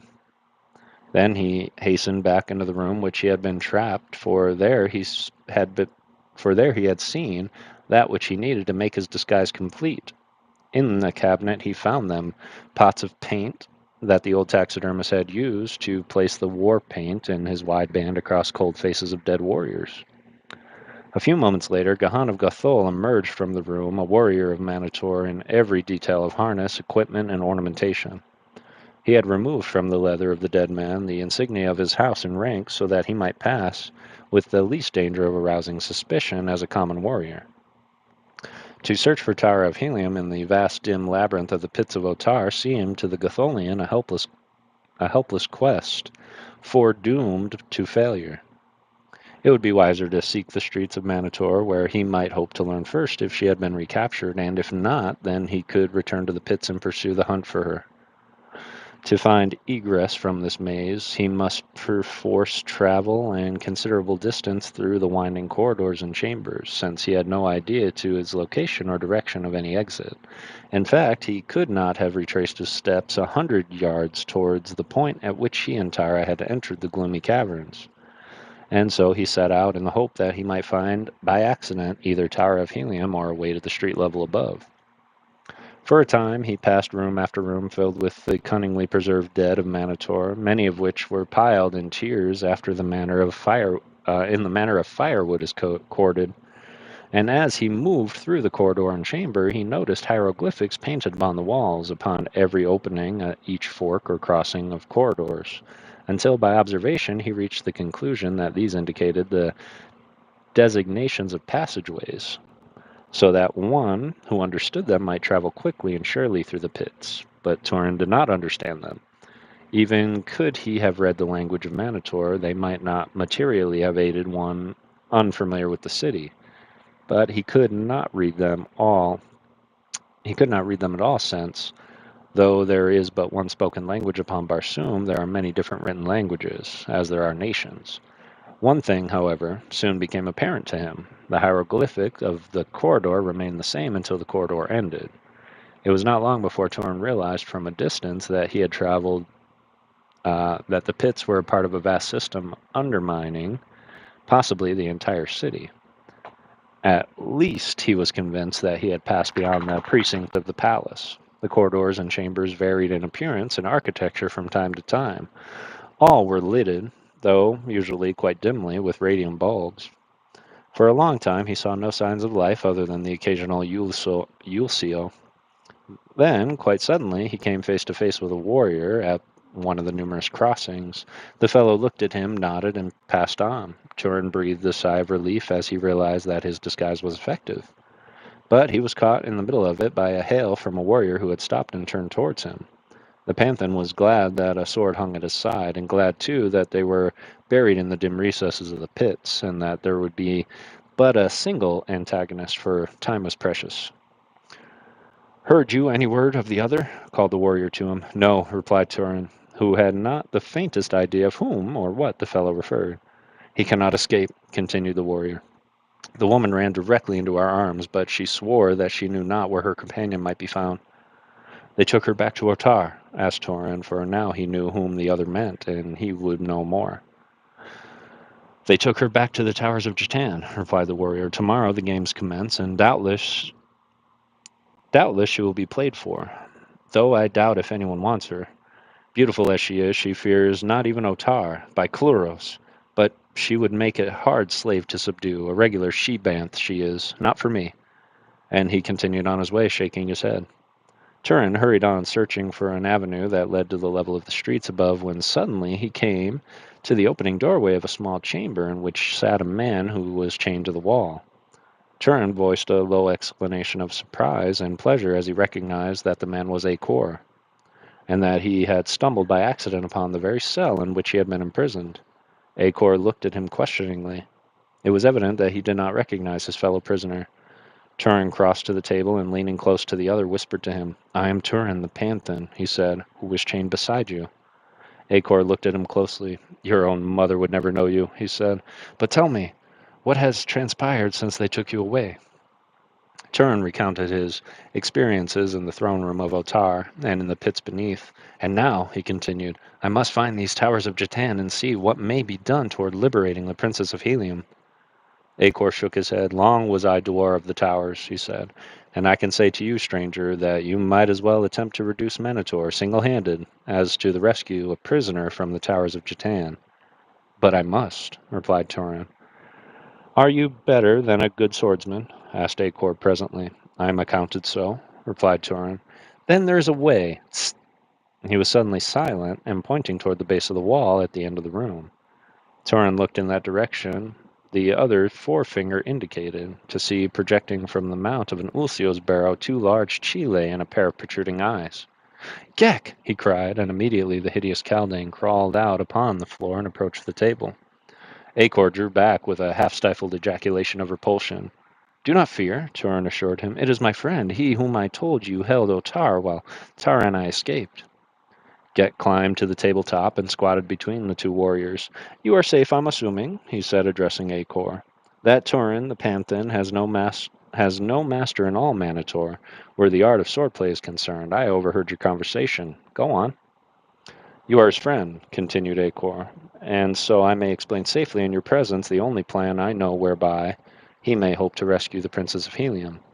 She is to be the stake of one of the games. It is Otar's desire that she be won by slaves and common warriors, since she repulsed him. Thus would he punish her. Not a single man, but all who survive upon the winning side are to possess her. With money, however, one may buy off the others before the game. That you could do, and if your side won, and you survived, she would become your slave. But how may a stranger and a haunted fugitive accomplish this?" asked Turin. "No one will recognize you. You will go tomorrow to the keeper of the towers and enlist in the game for which the girl is to be the stake, telling the keeper that you are from Manitage, the farthest city of Manator. If he questions you, you may say that you saw her when she was brought into the city after her capture. If you win her, you will find Thoth stabled at my palace, and you will carry her from me a token that will place all that is mine at your disposal." "But how can I buy off the others in the game without any money?" asked Turin. "I have none, not even of my own country." Acor opened his pocket pouch and drew forth a pocket of Manatorian money. "Here is sufficient to buy them off twice over," he said, handing a portion of it to Turin. "But why do you do this for a stranger?" asked the Panthan. "My mother was a captive princess here," he replied. Acor. "I but do for the Princess of Helium what my mother would have me do." "Under the circumstances, then, Manatorian," replied Turin, "I cannot but accept your generosity on behalf of Tara of Helium, and live in hope that some day I may do for you something in return." "Now you must be gone," advised Acor. "At any minute a guard may come and discover you here. Go directly to the Avenue of Gates. which circle the city just within the outer wall. There you will find many places devoted to the lodging of strangers. You will know them by the thoat's head carved above the doors. Say that you are here from Manitage to witness the games. Take the name of Yukal. It will arouse no suspicion, nor will you if you can avoid conversation. Early in the morning seek the keeper of the towers of Jatan. May the strength and fortune of all your ancestors be with you. Bidding good day to Gek and Acor the Panthan, followed directions given to him by Acor, set out to find his way to the Avenue of Gates. Nor had he any great difficulty. On the way he met several warriors, but beyond a nod they gave him no heed. With ease he found a lodging place where there were many strangers from other cities of Manitor. As he had had no sleep since the previous night, he threw himself among the silks and furs of his couch to gain the rest which he must have. Was he to give the best possible account of himself in the service of Tara of Helium the following day? It was already morning when he woke, and rising he paid for his lodging, sought a place to eat, and a short time later was on his way toward the towers of Jatan, which he had no difficulty in finding, owing to the great crowds that were winding along the avenues toward the games. The new keeper of the towers, who had succeeded Emed, was too busy to scrutinize entries closely, for in addition to many volunteer players, there were scores of slaves and prisoners being forced into the games by their owners or the government. The name of each must be recorded as well as the position he was to play in the game or games in which he was to be entered. And then there was the substitutes for each that was entered in more than a single game, one for each additional game uh,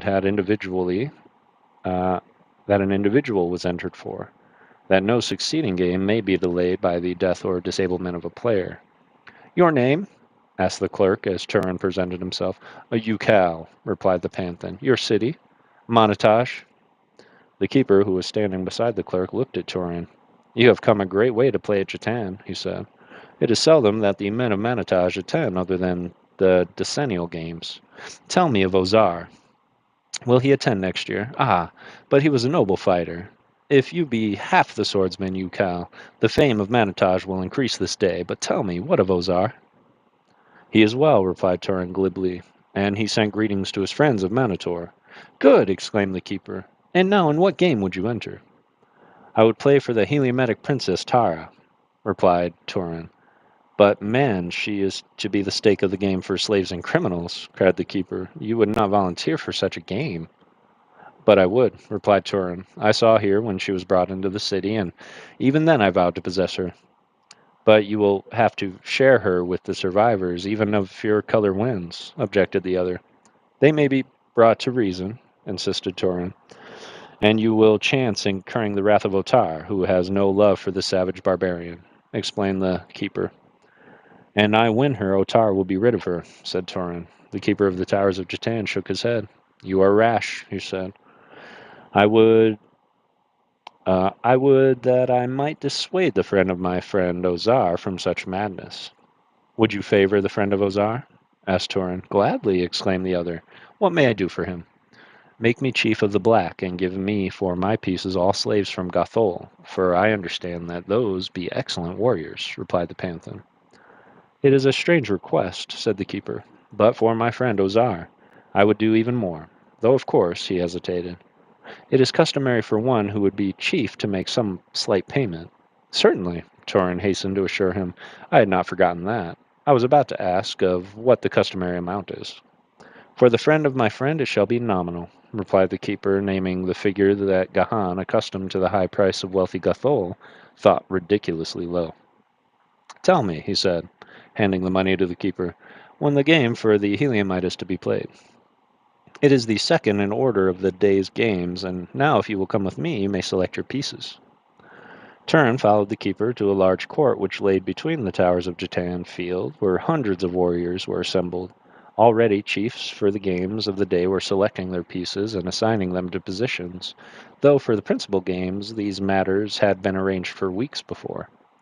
The keeper led Turin to the part of the courtyard where the majority of the slaves were assembled.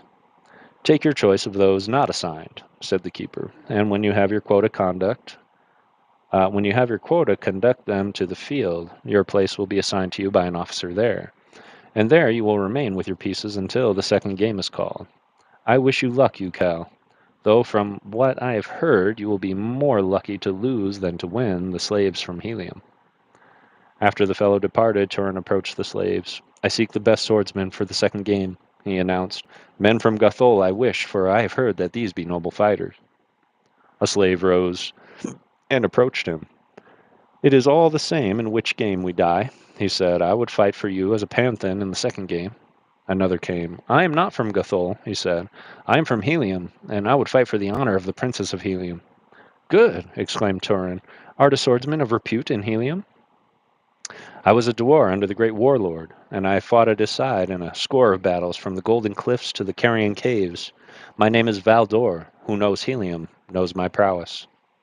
The name was well known to Gahan, who had heard the man spoken of on his last visit to Helium, and his mysterious disappearance discussed as well as his renown as a fighter. How could I know aught of Helium? Asked Turin. But if you be such a fighter, as you say, no position could suit you better than that of a flyer. What say you? The man's eyes denoted sudden surprise. He looked keenly at Turin, his eyes running quickly over the other's harness, and then he stepped quite close to so that his words may not be overheard. Methinks you may know more of Helium than of Minotaur, he whispered. What mean you, fellow? Demanded Turin, seeking to cudgel his brains for the source of the man's knowledge, guess, or inspiration. I mean, replied Valdor, that you are not of Minotaur, and that if you wish to hide the fact, it is well that you speak not to a Minotaurian as you did just speak to me of flyers. There be no flyers in Minotaur, and no piece in their game of Jatan bearing that name. Instead, they call them who stands next to the chief or princess Adwar. The piece has the same moves and the power that of a flyer in the game that is played outside of Minotaur. Remember this then, and remember too that if you have a secret, it be safe in the keeping of Valdor of Helium. Turin made no reply, but turned to the task of selecting the remainder of his pieces. Valdor, the Heliumite, and Florin, the volunteer from Gathol, were of great assistance to him, since one or the other of them knew most of the slaves from whom his selection was to be made. The pieces all chosen, Turin led them to the palace beside the playing field, where they were to wait their turn. And here he passed the word around that they were to fight for more than the stake he offered for the princess should they win. This stake they accepted, so that Turin was sure of possessing Tara if his side was victorious.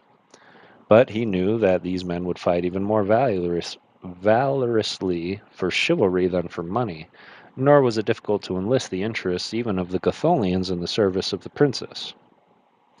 And now he held out the possibility of a still further reward.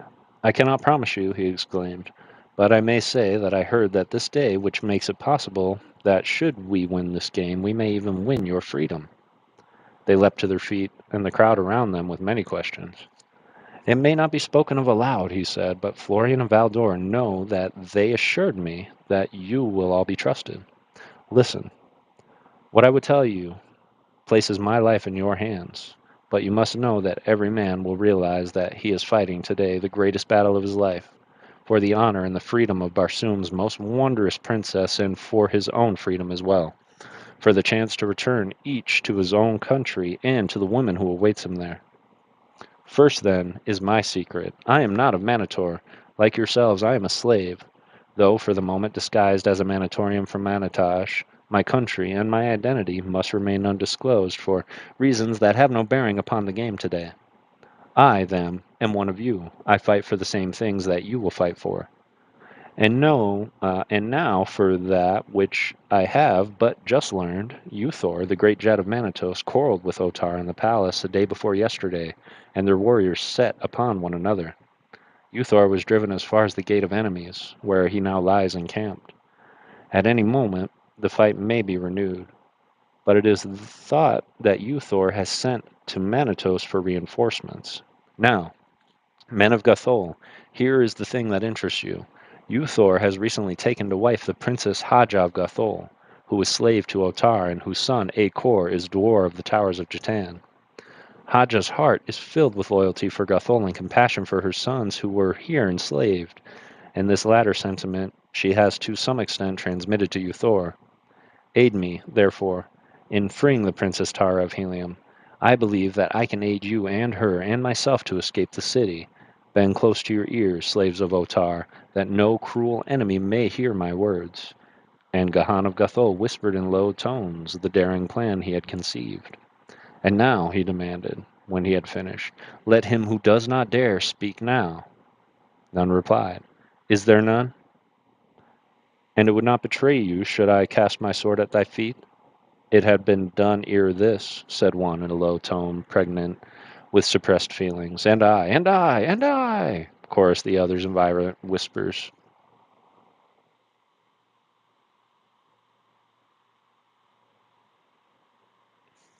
Looks like he has a lot of John Carter in him, which is weird because I really didn't like Gahan of Gathol when the story started. He was quite grabby. But something tells me he's now going to be a son-in-law. I don't know, just a thought. And we'll read our last chapter of the night. Yeah, that brought us right to our time. Should have put us right at about 2 hours. Perfect.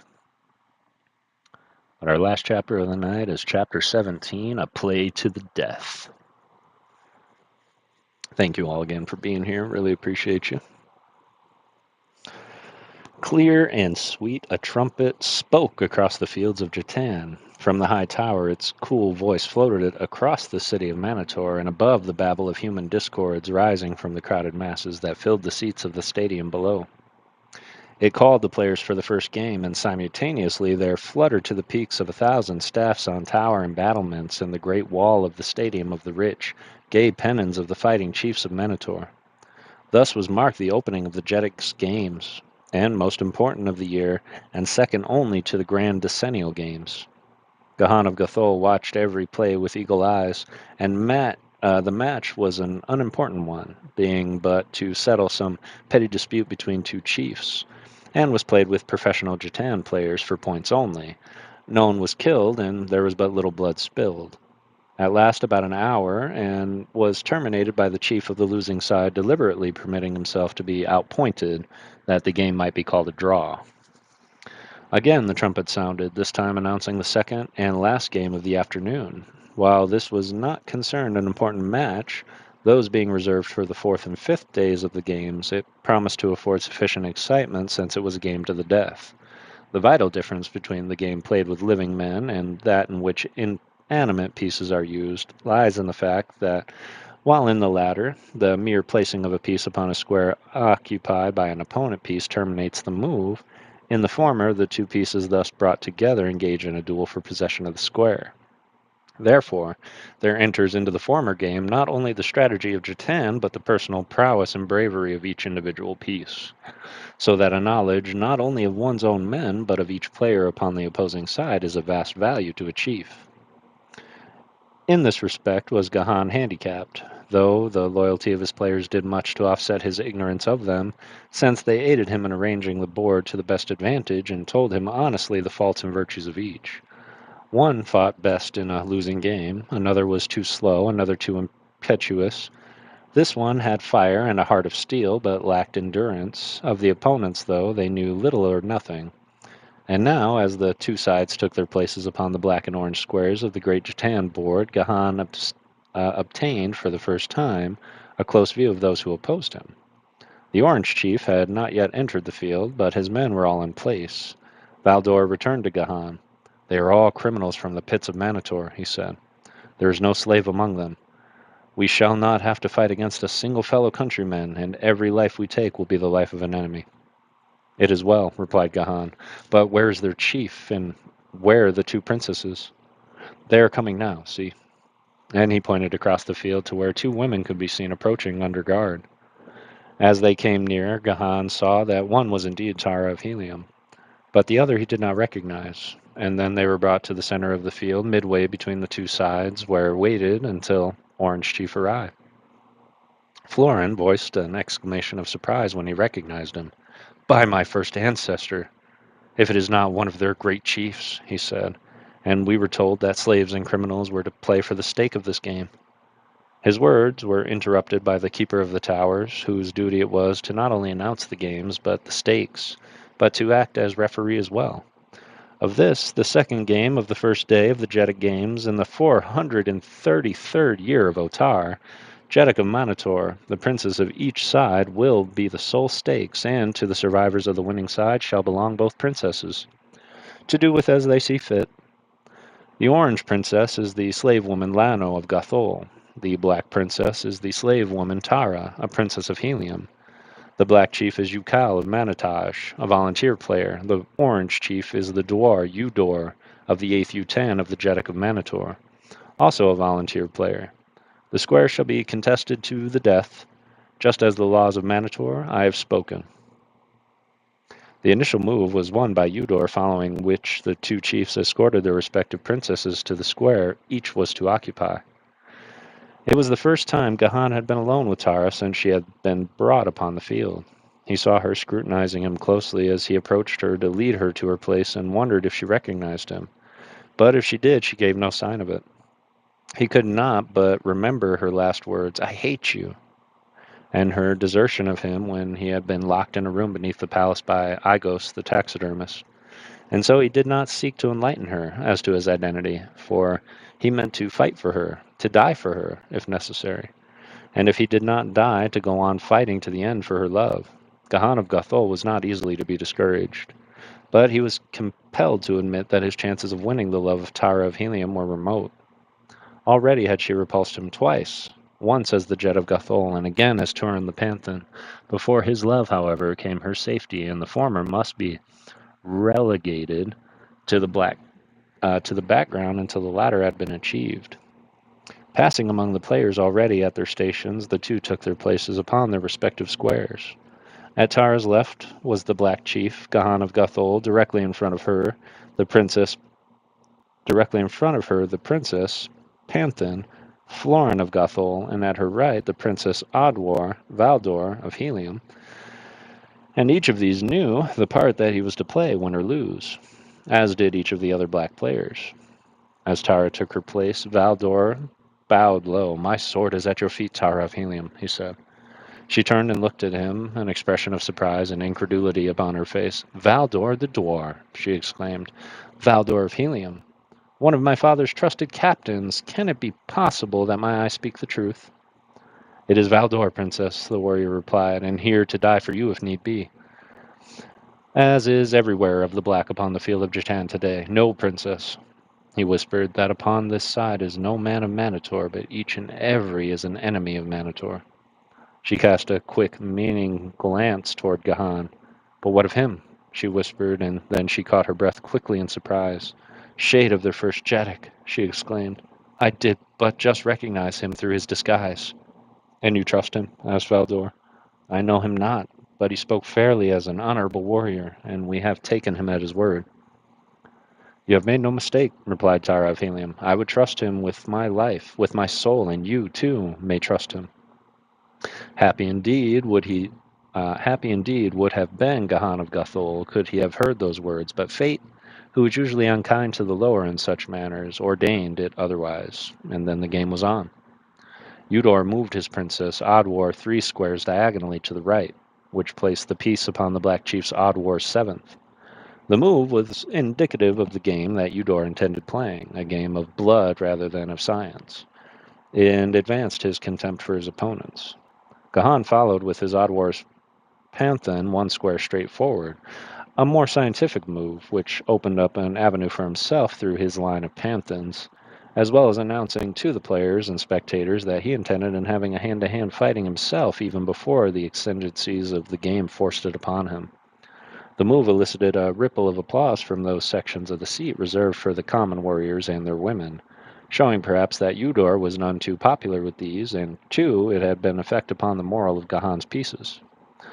The chief may, and often does, play almost an entire game without leaving his own square, where, mounted upon a thoat, he may overlook the entire field, and direct each move, nor may he be reproached for lack of courage should he elect thus to play the game sense, by the rules, where he is to be slain or so badly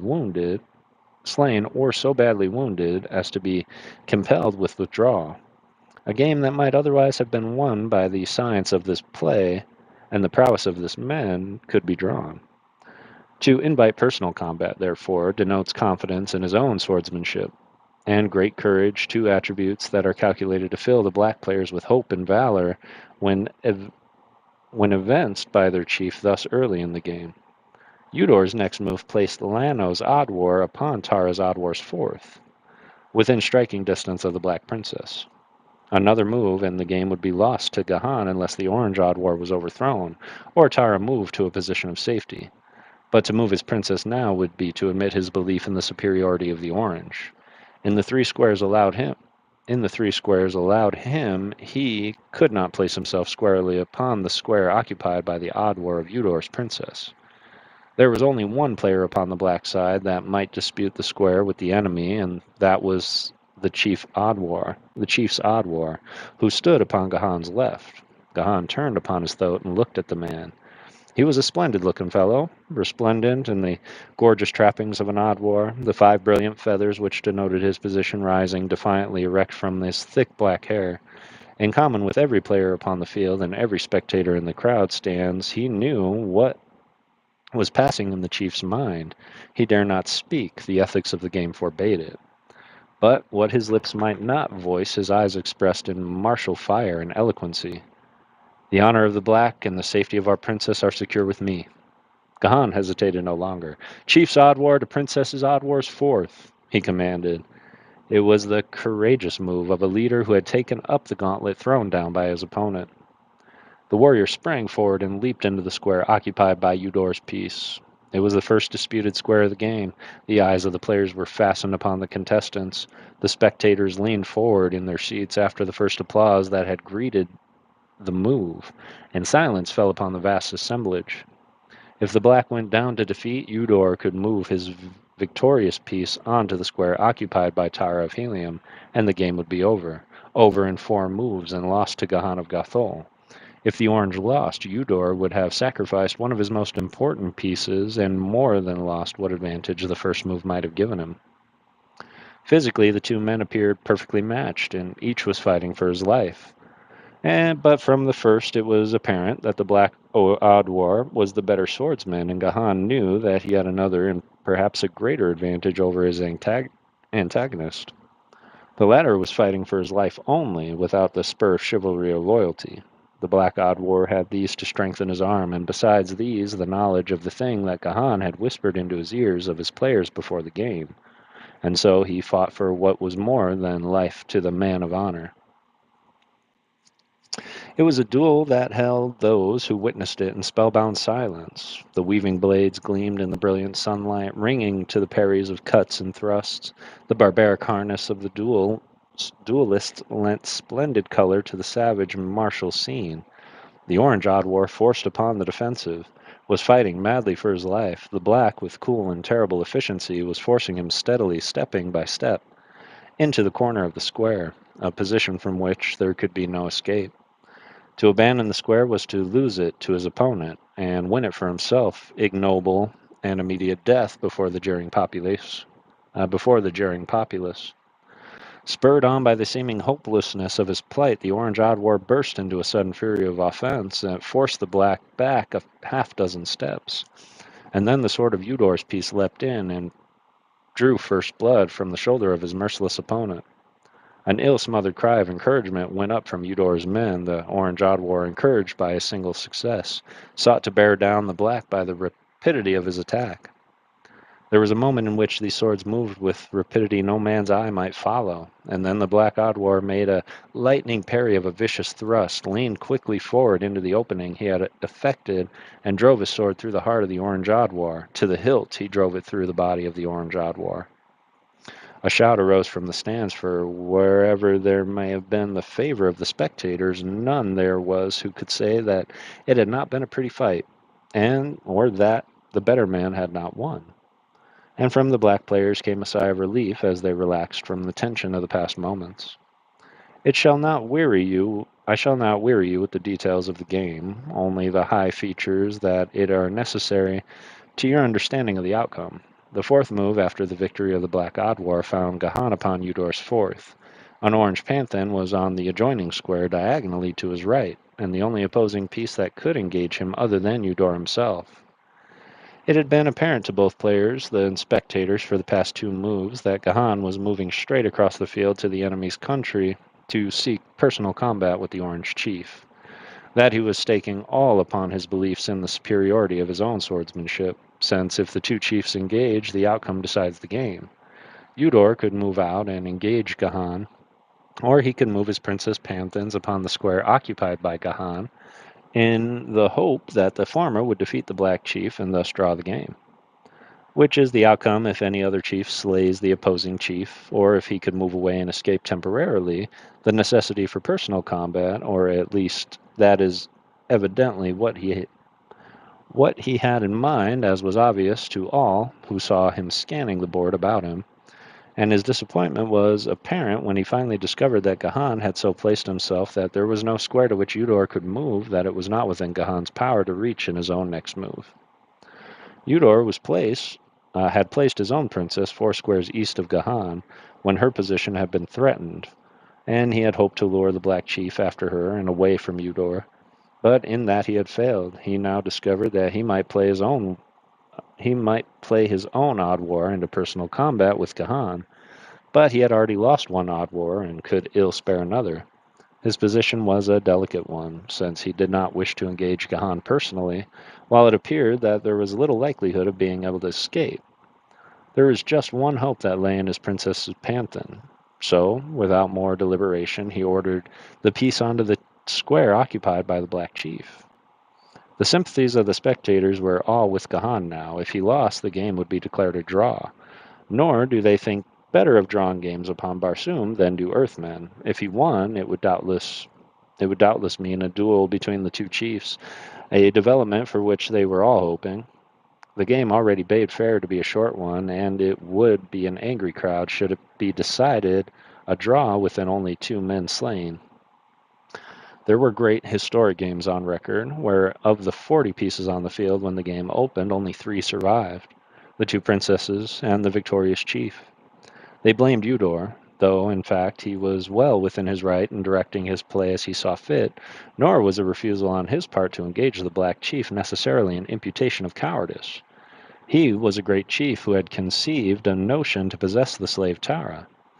There was no honor that could accrue to him from engaging in combat with slaves and criminals, or an unknown warrior from Manataj, nor was the stake of sufficient importance to warrant the risk. But now the duel between Gahan and the Orange Panthan was on, and the decision of the next move was no longer in the other hands than theirs. It was the first time that these Manatorians had seen Gahan of Guthul fight, but Tara of Helium knew that he was the master of his sword. Could he have seen the proud light in her eyes as he crossed blades with the wearer of orange, he might have easily wondered if they were the same eyes that had flashed fire and hatred at him that time he had covered her lips with mad kisses, in the pits of the palace of Otar. As she watched him, she could not but compare his swordplay with that of the greatest swordsman of 2 worlds, her father, John Carter of Virginia, a prince of Helium, warlord of Barsoom, and she knew that the skill of the Black Chief suffered little by comparison. Short and to the point was the duel that decided possession of the Orange Chief's fourth. The spectators had settled themselves for an interesting engagement, or at least average duration, when they were brought almost standing by a brilliant flash of rapid swordplay that was over ere one could catch his breath. They saw that Black Chief step quickly back, his point upon the ground, while his opponent, his sword slipping from his fingers, clutched his breast, sank to his knees, and then lunged forward upon his face. And then Gahan of Guthul turned his eyes directly upon Eudor Manator 3 squares away. 3 squares is a chief's move, 3 squares in any direction, or combination of directions, only provided that he does not cross the same square twice in a given move. The people saw and guessed Gahan's intention. They rose and roared forth their approval as he moved deliberately across the intervening squares towards the Orange Chief. Otar, in the royal enclosure, sat frowning upon the scene. Otar was angry. He was angry with Eudor for having entered this game for possession of a slave for whom it had been his wish only slaves and criminals should strive. He was angry with the warrior from Manataj for having so far outgeneraled and outfought the man from Manatar. He was angry with the populace because of their open hostility towards one who had basked in the sunshine of his favor for long years. Otar the Jetic had not enjoyed the afternoon. Those who surrounded him were equally glum. They too scowled upon the field and players and the people. Among them was a bent and wrinkled old man whose gaze weak and watery eyes upon the field at the players. As Gahan entered his square, Eudor leapt toward him with drawn sword with such fury as might have overborne a less skilled and powerful swordsman. For a minute the fighting was fast and furious, and by comparison reducing to insignificance all that had gone before. Here indeed were two magnificent swordsmen, and here was to be a battle that bade fair to make up for whatever people felt they had been defrauded of by a shortness of the game. Nor had it continued long before many there were who would have prophesied that they were witnessing a duel that was to become historic in the annals of Gitana Manitor. Every trick, every subterfuge known to art of fence these men employed. Time and again each scored a point and brought blood to his opponent's copper hide, while both were red with gore, but neither seemed able to administer a coup de grace. From her position upon the opposite side of the field, Tara of Helium watched the long-drawn battle. Always it seemed to her that the Black Chief fought upon the defensive, or when he assumed to push his opponent, he neglected 1,000 openings that her practiced eye beheld. Never did he seem in real danger, nor never did he appear to exert himself to quite the pitch needful for victory. The duel already had been long contested, and the day was drawing to a close. Presently, the sudden transition from daylight to darkness, which, owing to the tenuity of the air upon Barsoom, occurs almost without the warning of twilight of Earth. Twilight of Earth would occur. Would the fight never end? Would the game be called a draw after all? What ailed the Black Chief? Tara wished that she might answer at least the last of these questions, for she was sure that Taran the Panthan, as she knew him while fighting brilliantly, was not giving himself all that he might.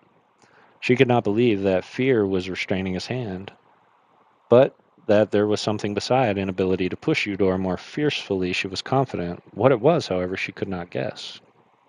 Once she saw Gahan glance quickly up towards the sinking sun. In 30 minutes it would be dark. And then she saw that all others saw the strange transition steal over the swordplay of the Black Chief. It was as though he had been playing with the great dwarf, Eudor, all these hours, and now he still played with him. But there was a difference. He played with him terribly, as a carnivore plays with his victim in the instant before the kill. The Orange Chief was helpless now in the hands of the swordsman so superior that there could be no comparison. And the people sat, open-mouthed wonder and awe as Gahan of Gathol cut his foe to ribbons and then struck him down with a blow that cleft him to the chin. In 20 minutes the sun would set. But what of that? Ha ha ha! Victory!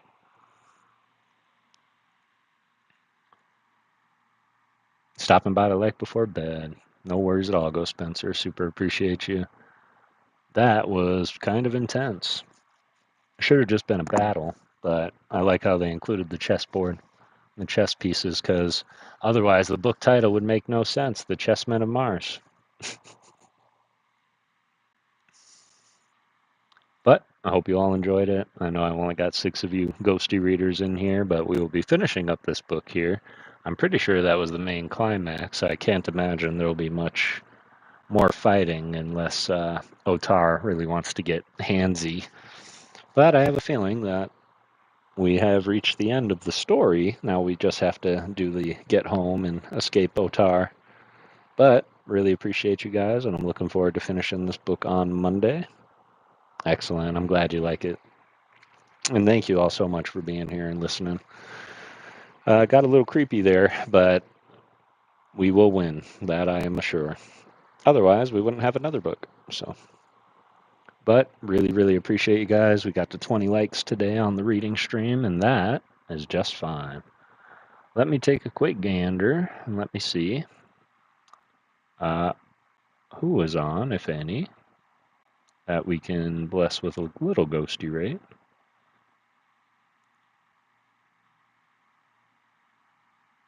Let's see. Hey, Jay's Corner is on. Yeah, let's go and see Jay's Corner. Mystery Mondays, live Pokemon card mystery pack openings and giveaways. Yeah, I think that's where we'll go. Appreciate you. JR, appreciate you being here, fam. New Zealand clan, love you. Thank you. Appreciate you guys. Let's go and see Jay and give him a little ghosty reading raid. But always remember, go out and get everything that you set out to get, and don't let anything stop you. But take $0 to be a good person. So always do it through peace, love, and Pokemon. And thank you all for believing in ghosts. I really appreciate you, Alice. I hope you have a beautiful rest of your night. Thank you. And yeah, let's go raid Jay. Beautiful. I love that. I know you are. And that makes my Mondays even better because I know you all are there. But love you all, and I will see you Wednesday in the Discord for more reading of the Chronicles of Narnia. So I hope to see you there. But let's go ahead and have a good rest of your night or day, and I appreciate y'all.